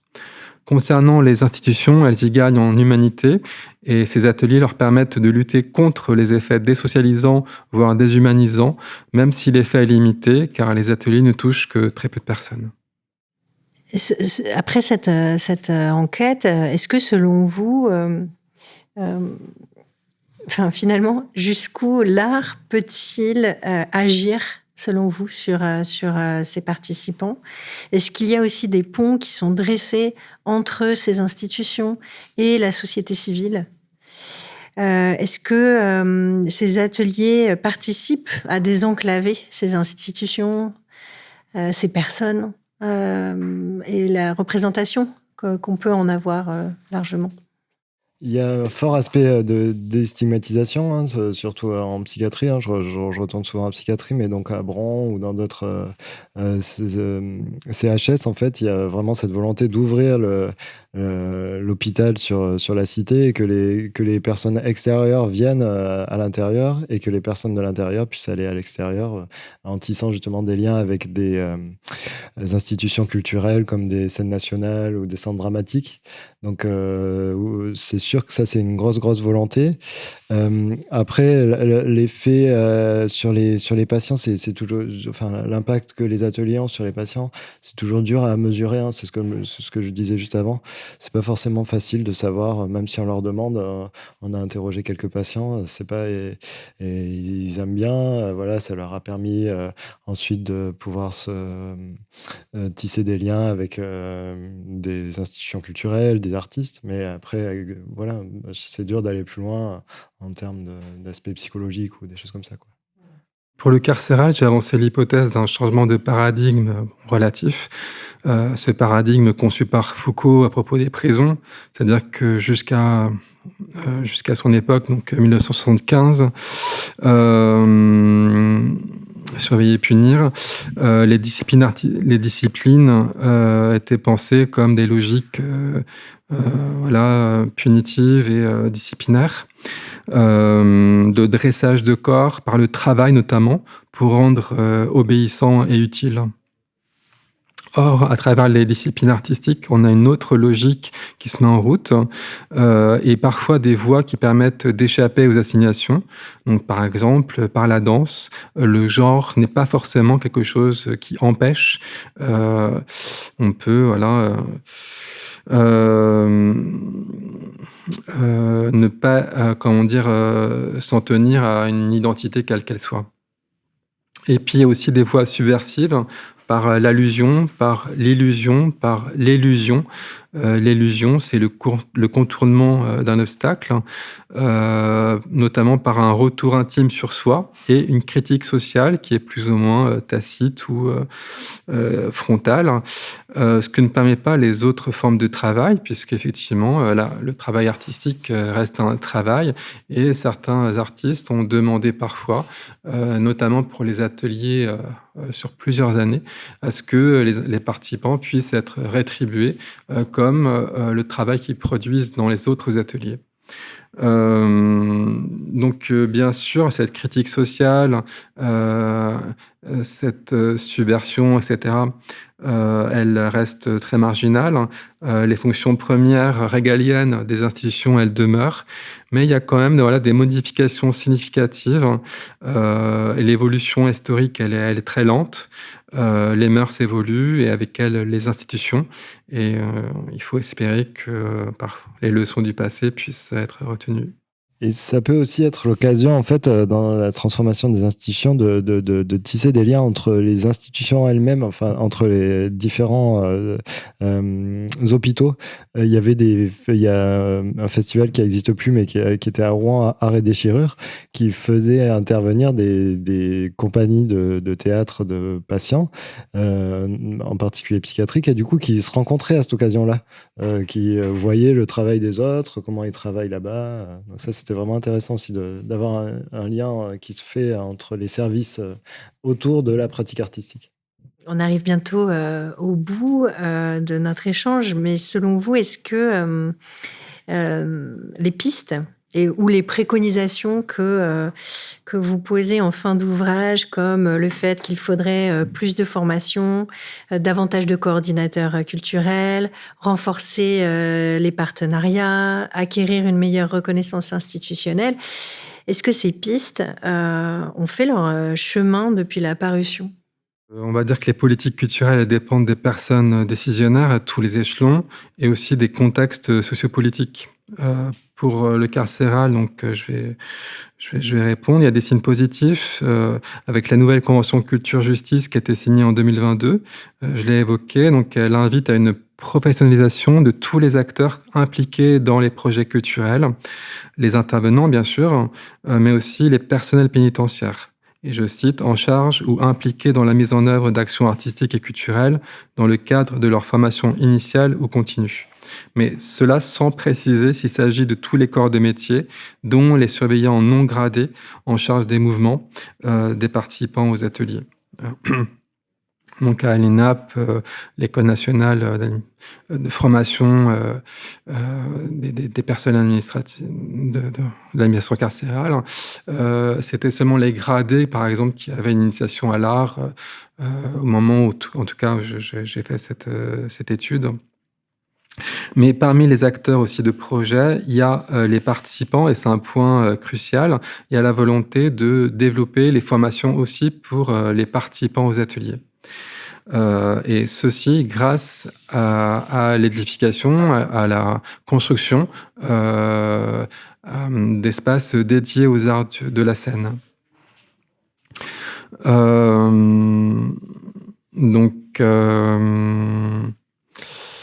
C'était une demande qui a été faite par des artistes notamment connus, mais pas forcément.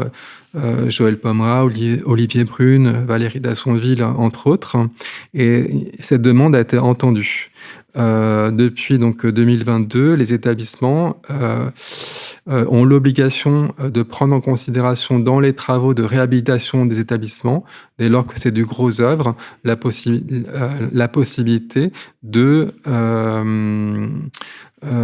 construire un espace dédié soit pour les arts audiovisuels, soit pour les arts scéniques.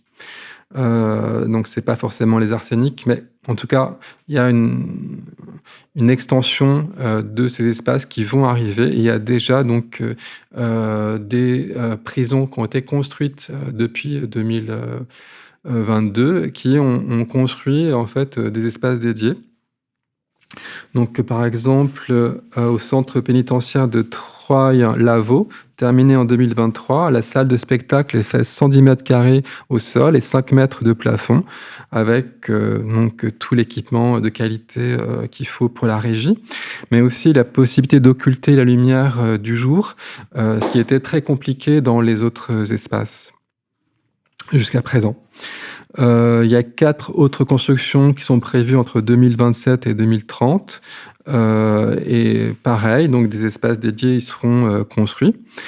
Par contre, en ce qui concerne les coordinateurs culturels, il n'y a pas de précision à ce propos. Il y a d'autres suggestions qui sont pas abordées.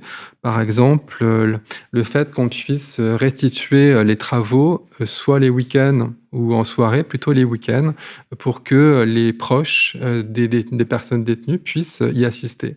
En semaine et l'après-midi, c'est quasiment impossible pour les proches de venir assister à ces restitutions d'ateliers. Mais ça, ce n'est pas proposé dans la Convention. Alors, c'est quelque chose en place, par exemple, au Canada, depuis très longtemps. Les week-ends, il y a des moments qui sont consacrés pour ces restitutions. Il y a des signaux qui sont plus inquiétants. Donc, par exemple, au moment du Covid, on a entendu que la culture, elle était inessentielle.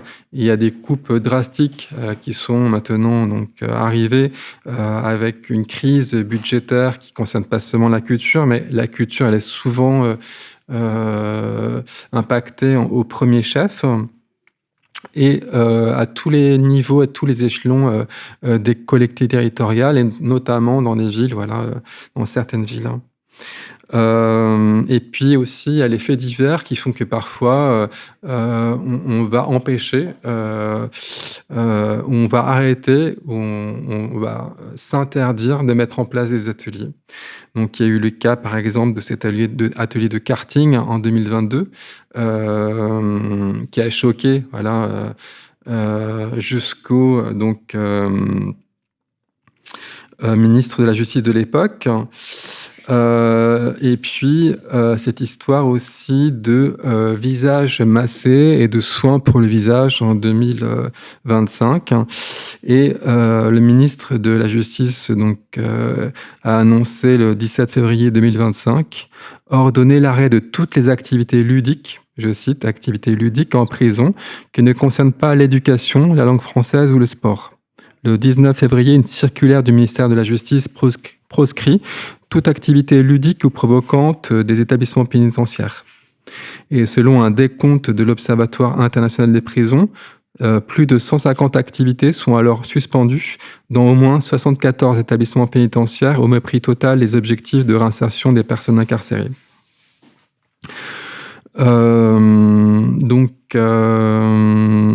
y a eu des réactions, bien entendu, d'organisations, et le contrôleur général des lieux de privation de liberté qui visitait cette prison aussi était indigné des conditions indignes au sein de la prison, et notamment le fait que, par exemple, la médiathèque n'était plus accessible depuis un certain temps.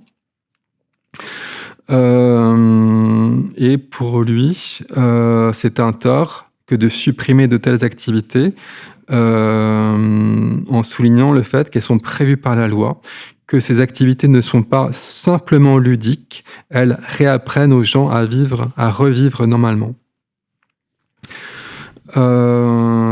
Plus tard, donc, le Conseil d'État, en mai 2025, a tranché sur cette fameuse circulaire du ministère de la Justice, à savoir que l'interdiction des activités dites ludiques est illégale, car bien trop vaste et imprécise dans son application. On conçoit très bien qu'un apprentissage puisse se faire au moyen de jeux, que l'accès à une œuvre d'art puisse être facilité par le jeu, ou encore que la pratique d'un sport en équipe suppose d'organiser des jeux. Quant aux activités provocantes, si le Conseil d'État reconnaît que leur interdiction se justifie, il indique que ce caractère concerne celles qui seraient de nature à porter atteinte au respect dû aux victimes, et pas au-delà. Donc les organisations à l'origine des différents recours administratifs en ont ensuite appelé à la reprise des activités. Merci, c'est très riche. Je vous propose qu'on se tourne vers les participants à cette séance pour recueillir éventuellement quelques questions. Vous avez parlé à un moment de l'évolution absolue notamment avec l'approche quantitative des activités en prison.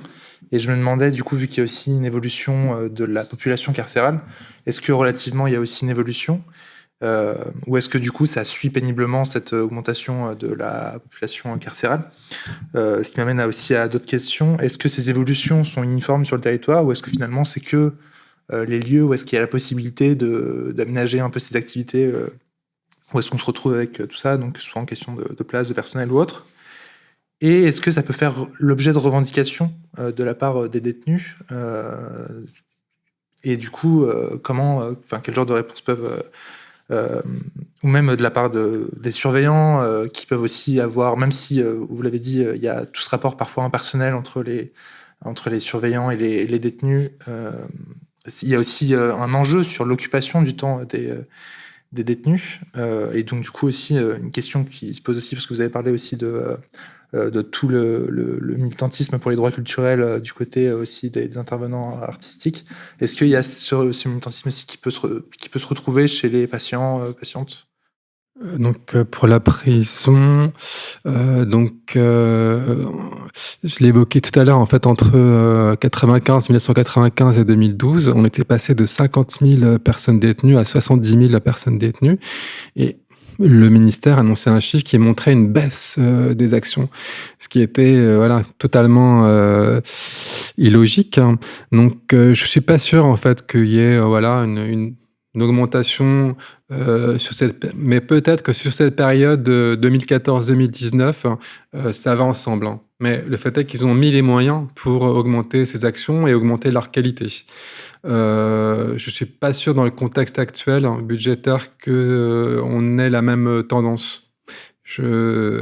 Par contre, par rapport au fait que les personnes détenues puissent se servir du fait qu'il n'y ait pas suffisamment d'ateliers pour eux, pour en proposer, ça c'est tout à fait probable, dans le sens où c'est inscrit dans la loi qu'ils ont la possibilité de demander d'animer eux-mêmes des activités. Et ça accourt déjà.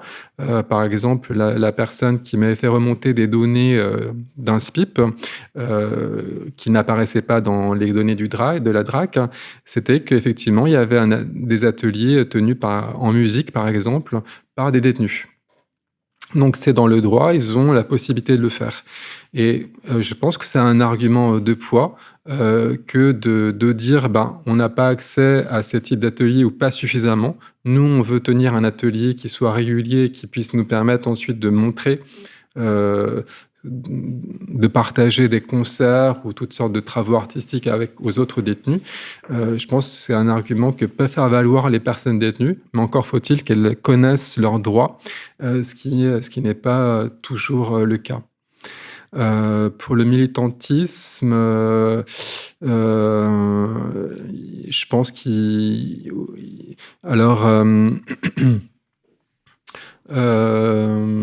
c'est un peu difficile dans le sens où, par exemple, le Génepi, dont on a parlé tout à l'heure, en fait, ils ont été dissous parce qu'ils étaient anticarcéraux de manière radicale, qu'ils en parlaient dans les médias. Et ce genre de propos, quand on a une subvention publique, c'est problématique, c'est un petit peu antagoniste, même si éventuellement ce qu'ils dénonçaient dans leurs propos était en partie juste, dans le sens où la France est régulièrement condamnée au niveau de l'Europe pour le non-respect des droits humains en détention. Donc, pour la surpopulation carcérale notamment, pour l'hygiène, etc. Donc, là, je pense que vous parliez du militantisme pour l'art en détention plutôt. Je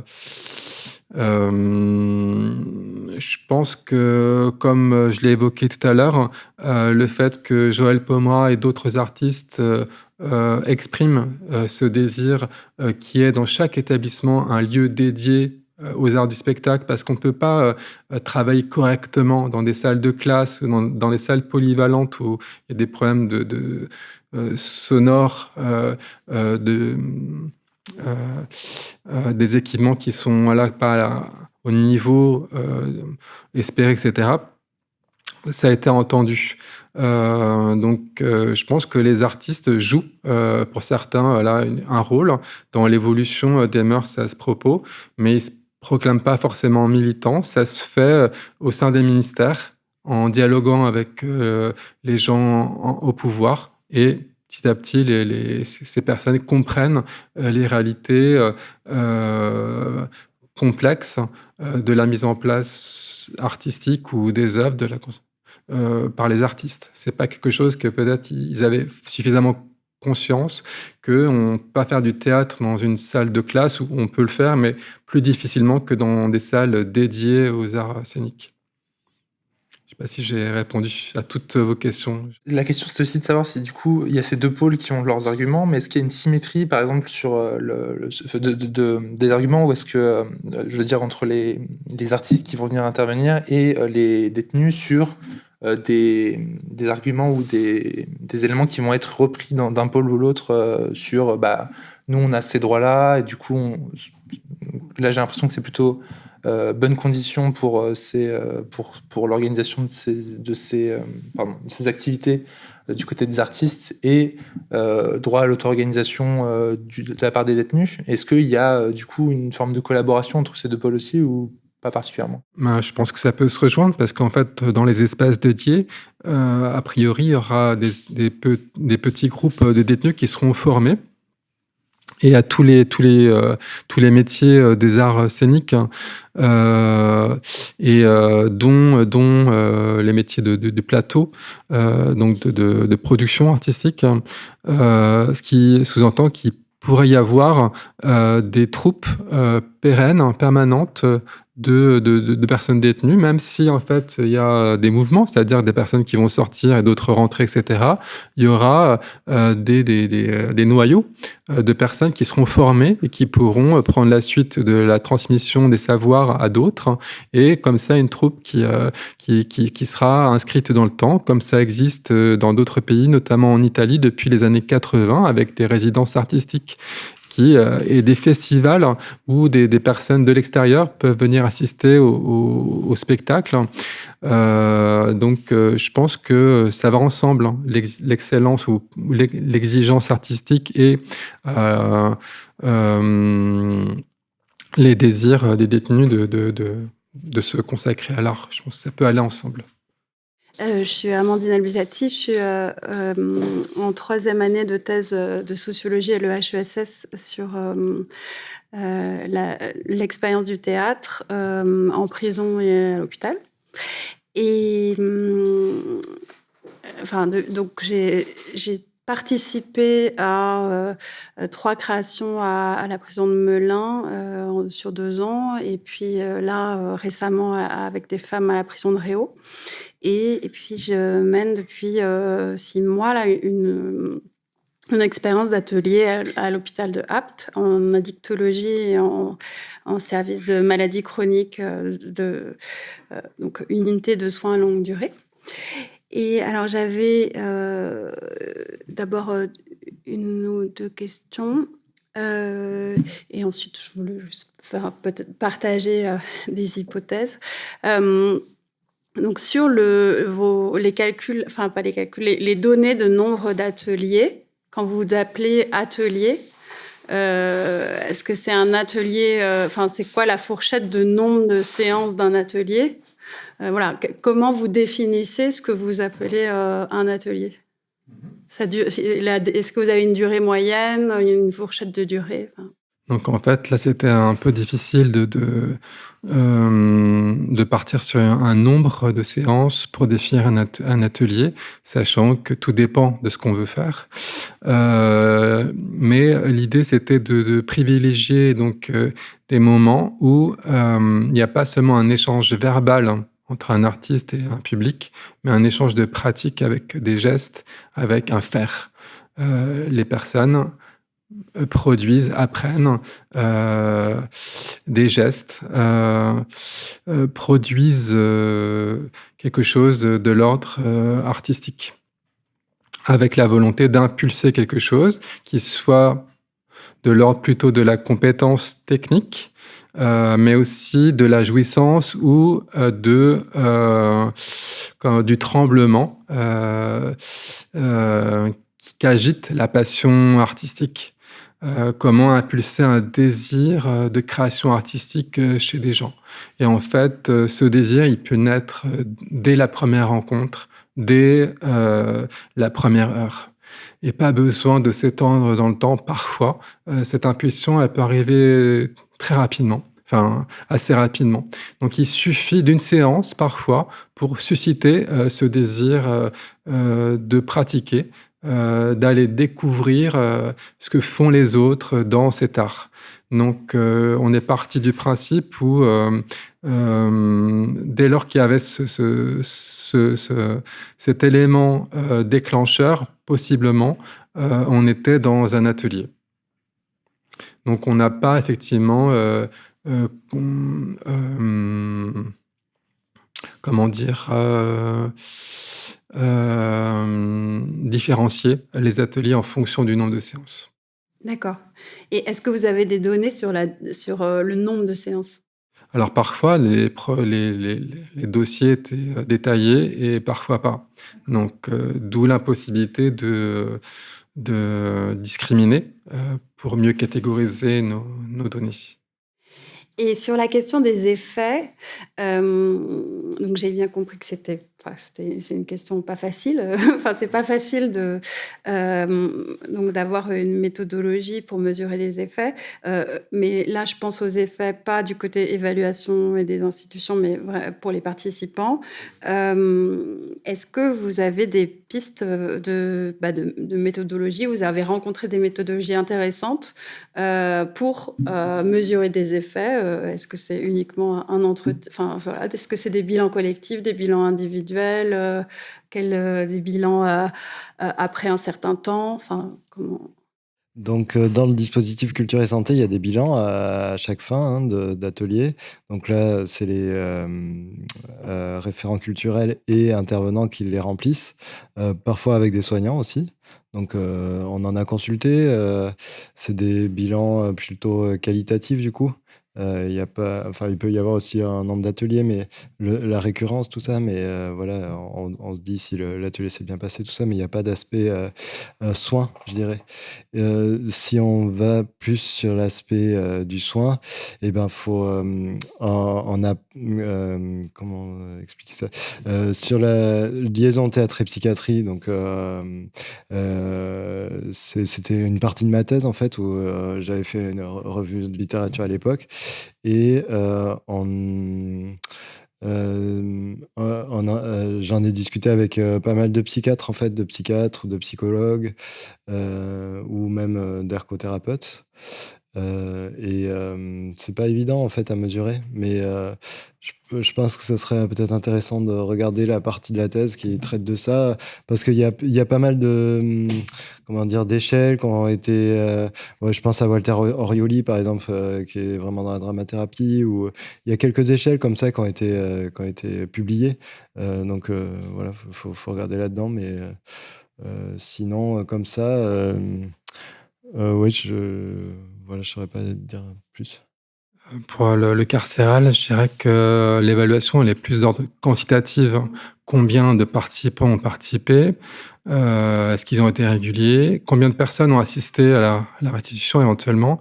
Et aussi,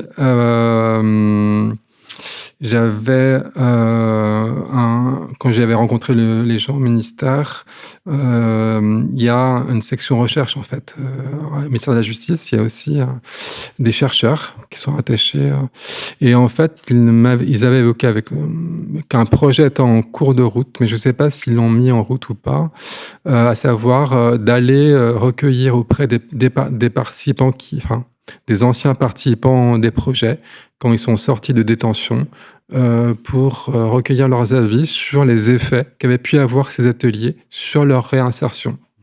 Donc, c'est la question de la réinsertion qui revient, notamment dans le cadre de l'évaluation des ateliers carcéraux, plutôt que l'évaluation en termes d'épanouissement personnel ou d'initiation artistique, etc. C'est plus les effets que peuvent procurer ces ateliers artistiques sur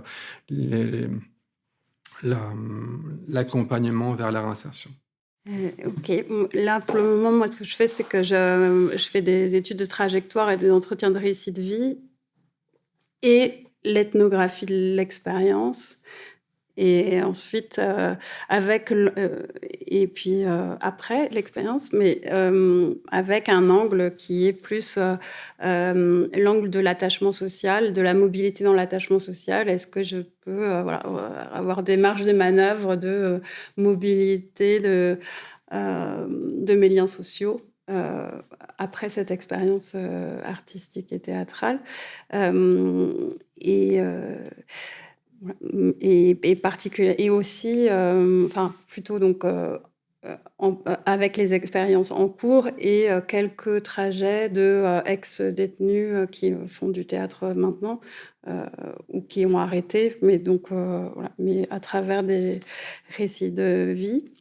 Et ça, c'est le partage d'expériences, mais je voulais vous questionner sur une des hypothèses, de ce que moi j'observe le plus quand je regarde un groupe atelier.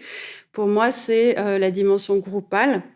C'est-à-dire que je vois un groupe en train de se constituer avec des problèmes justement de mouvance du groupe et quel effet ça fait de entrer dans un groupe, co-construire un groupe éphémère dans lequel il est question à la fois de créativité artistique, à la fois de récit de vie, de récit de soi, de mise en scène de soi. Donc qu'est-ce que avec toute cette expérience groupale il peut se passer et cette dimension groupale, donc, qui, moi, m'a un peu sauté aux yeux quand j'ai participé à ces expériences, je ne la retrouve pas beaucoup dans les recherches et les écrits, et aussi dans les discours institutionnels en tant qu'expérience sociale. Et donc, je voulais savoir si cette dimension d'expérience groupale, quelle dimension elle a pris dans vos travaux.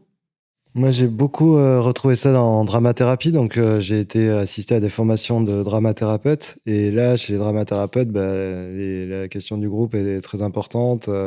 Il y a toute une théorisation autour de ça et c'est important. On le retrouve aussi dans le psychodrame, en fait. J'ai assisté à des ateliers de psychodrame où là aussi, la dimension du groupe est hyper importante parce qu'il y a l'alter, donc on peut remplacer. Enfin, c'est vraiment une notion de groupe aussi. On s'inscrit dans un groupe de psychothérapie analytique. Donc, ouais, je pense que c'est plus dans ces aspects-là, le groupe. Sur les dispositifs culture et santé, donc comme tu le remarques, c'est mouvant souvent.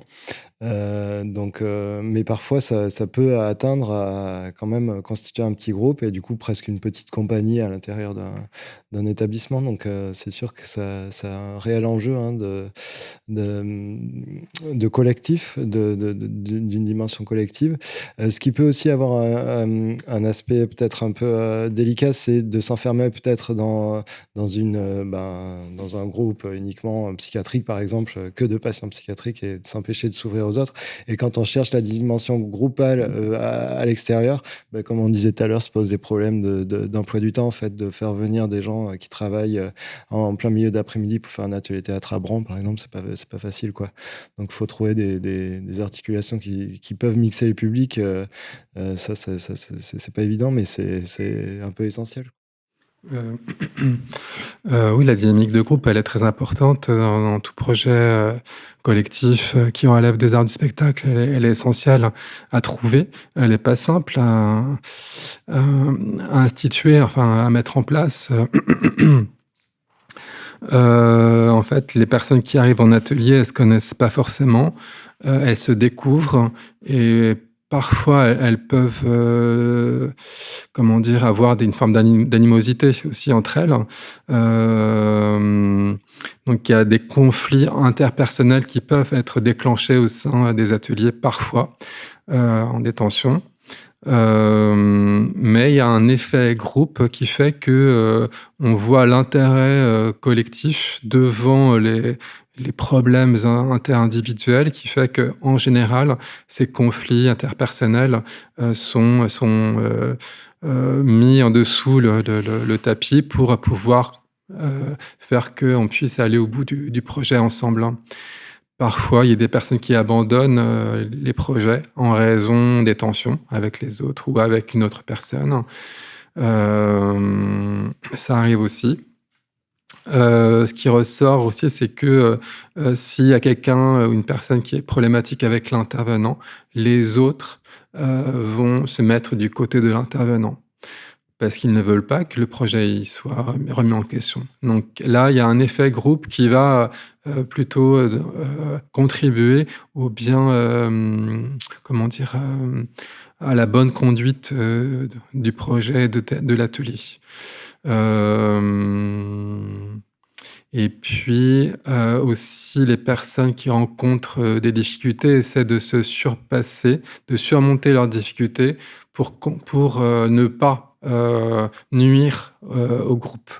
Donc, il y a le groupe, il est porteur aussi pour les personnes qui sont plus en difficulté. Le groupe va alimenter une recherche de ressources en soi pour parvenir à produire le travail qu'on demande dans l'atelier. Il y a une question de sélection des participants aussi. Qui c'est qui sélectionne les participants? Est-ce que c'est le psychiatre? Est-ce que c'est les infirmières? Est-ce que c'est les paramédicaux? Et souvent, les paramédicaux, ils connaissent très bien les patients. Donc, ils vont essayer de constituer des groupes qui fonctionnent bien. Et justement, des gens qui se complètent et qui s'aident dans la difficulté. Parce que le théâtre, c'est engageant. Hein, c'est très engageant pour des patients. Donc, faut qu'il y ait quand même des groupes bienveillants, en fait. La bienveillance, elle est vraiment importante. Donc, on essaye toujours de mettre des gens qui s'entendent bien pour pas qu'il y ait de tension sur un dévoilement personnel qui est engageant quand même. J'avais une dernière remarque sur la question du public captif ou en détention et à l'hôpital. En tout cas, moi, entre unités de soins longue durée, c'est plutôt captif aussi. Et par contre, en addictologie, hôpital de jour, il y a une dimension d'errance chez les publics et de démission. Qui rend du coup difficile la conduite d'un atelier dans la durée. Mais est-ce que ça, la question de la dimension de public captif, ça a été important aussi? Forcément, elle est omniprésente. Je l'évoque en conclusion quand je fais cette comparaison entre les deux secteurs. Effectivement, on retrouve ce sentiment d'être empêché dans ces mouvements. Et à l'hôpital, hein, comme en prison. Mais en même temps, comme je disais tout à l'heure, en fait, il y a le sujet qui va s'exprimer dans la forme. Il y a une singularité qui est autorisée. Donc, personne n'est anormal dans la production artistique. On est tous singuliers. Donc, je pense que ça contribue à libérer aussi des possibilités qui ont plus de mal à s'exprimer ailleurs, dans le quotidien, au travail, dans la famille, dans des relations quotidiennes en cellule, etc. Il y a des choses là qui peuvent trouver place.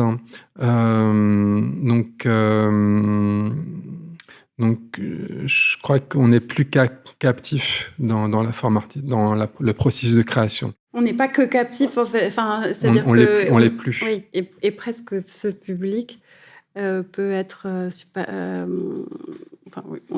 on peut constater quelquefois une plus grande même une liberté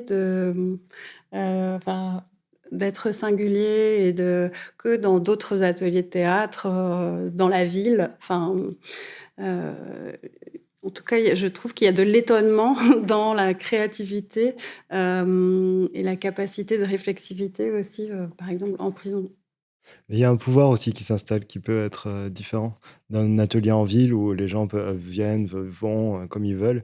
Là, c'est quand même, des fois, il y a des grosses contraintes sur le fait de venir à un atelier. On peut être captif du regard des autres aussi.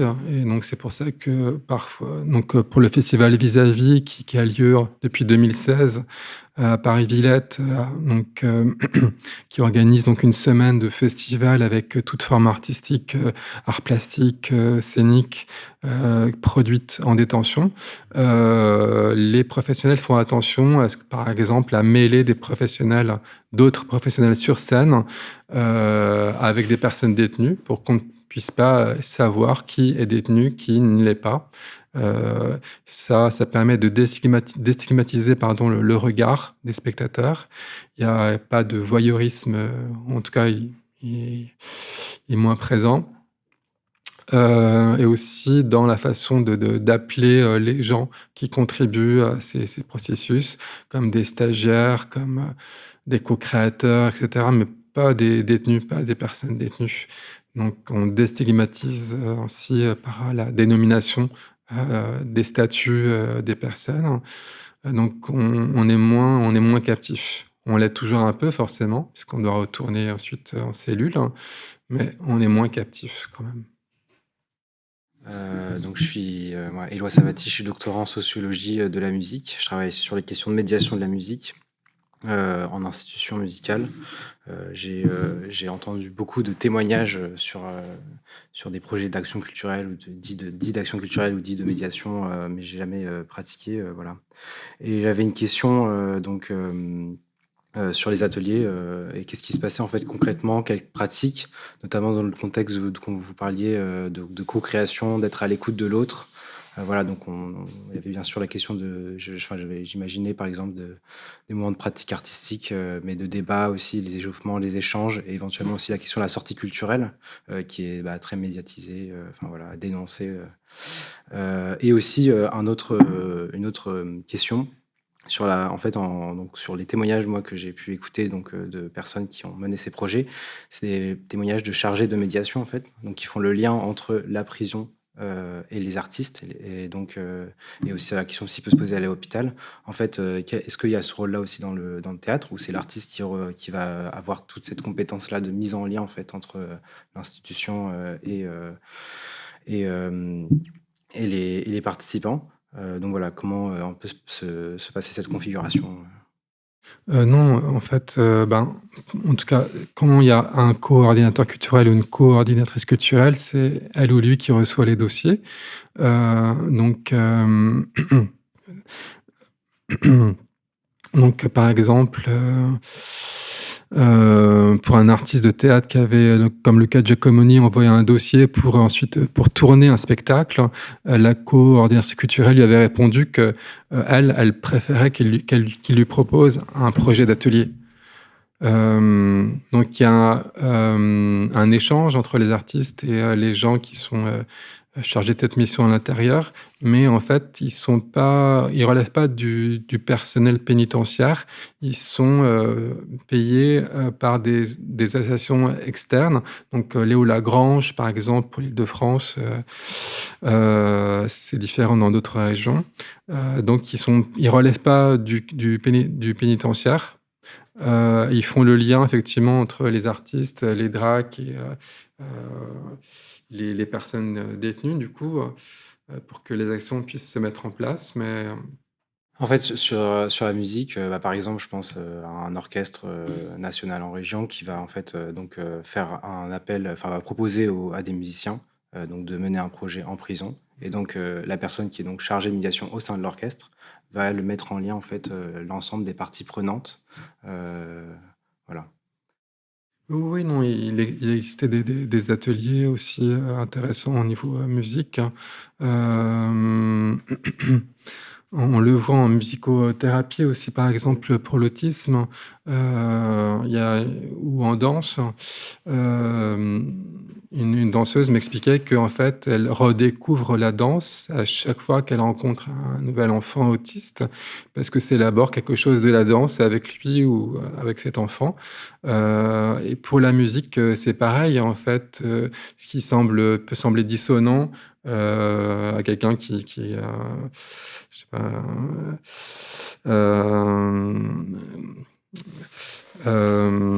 est plutôt dans la musique élaborée en Occident, parce qu'on a d'autres formes de musicales atonales, etc., qui sont différentes.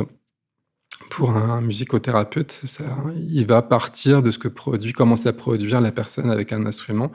Ce sera toujours de l'ordre de la musique. Donc, il y a une ouverture comme ça des perceptions et des catégories de penser la musique et de la concevoir, je pense, qui permet de faire contribuer les personnes, quand bien même elles ont un niveau ou une conception de la musique atypique. Donc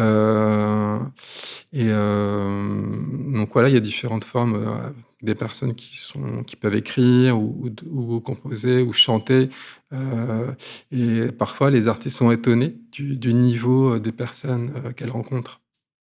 Il y a deux grosses associations en santé, donc musique et santé, peut-être que tu connais, et tournesol à l'hôpital. Non, tournesol artiste à l'hôpital. Ouais, voilà. Du niveau de la qualité ou des propositions, en fait, qui adviennent des personnes. C'est pas tellement le niveau que la qualité ou la singularité intéressante que produit quelqu'un qui performe un chant.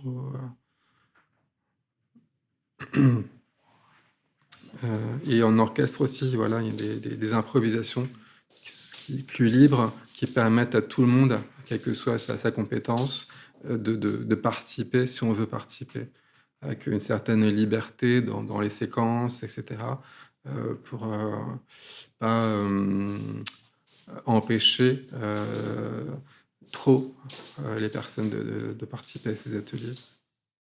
Bien, merci beaucoup. Merci beaucoup à tous et toutes pour vos questions. Merci Jérôme et Vincent d'être venus aujourd'hui échanger avec nous autour de votre livre, donc Quand les murs se font scène en milieu carcéral et hospitalier. Merci pour cet ouvrage. Et merci donc également aux participants et participantes qui étaient présents aujourd'hui. La saison 2025-2026 des rencontres du réseau Sociologie des Arts et de la Culture de l'Association française de sociologie est donc, touche à sa fin. Je voulais en profiter pour remercier donc le comité d'organisation des rencontres, Cindy Aubrière, Anastasia Choquet, Tristan Dominguez, Michael Freudenthal, Karim Amou, Lucas Lesport, Guillaume Lurton, Serkan Narmanli, Domiti Séné, Olivier Vanet et Eun-Young Won. On remercie également énormément à la réalisation Thomas Giffard et Aurélien Thom. Et on vous donne rendez-vous l'année prochaine. Merci beaucoup.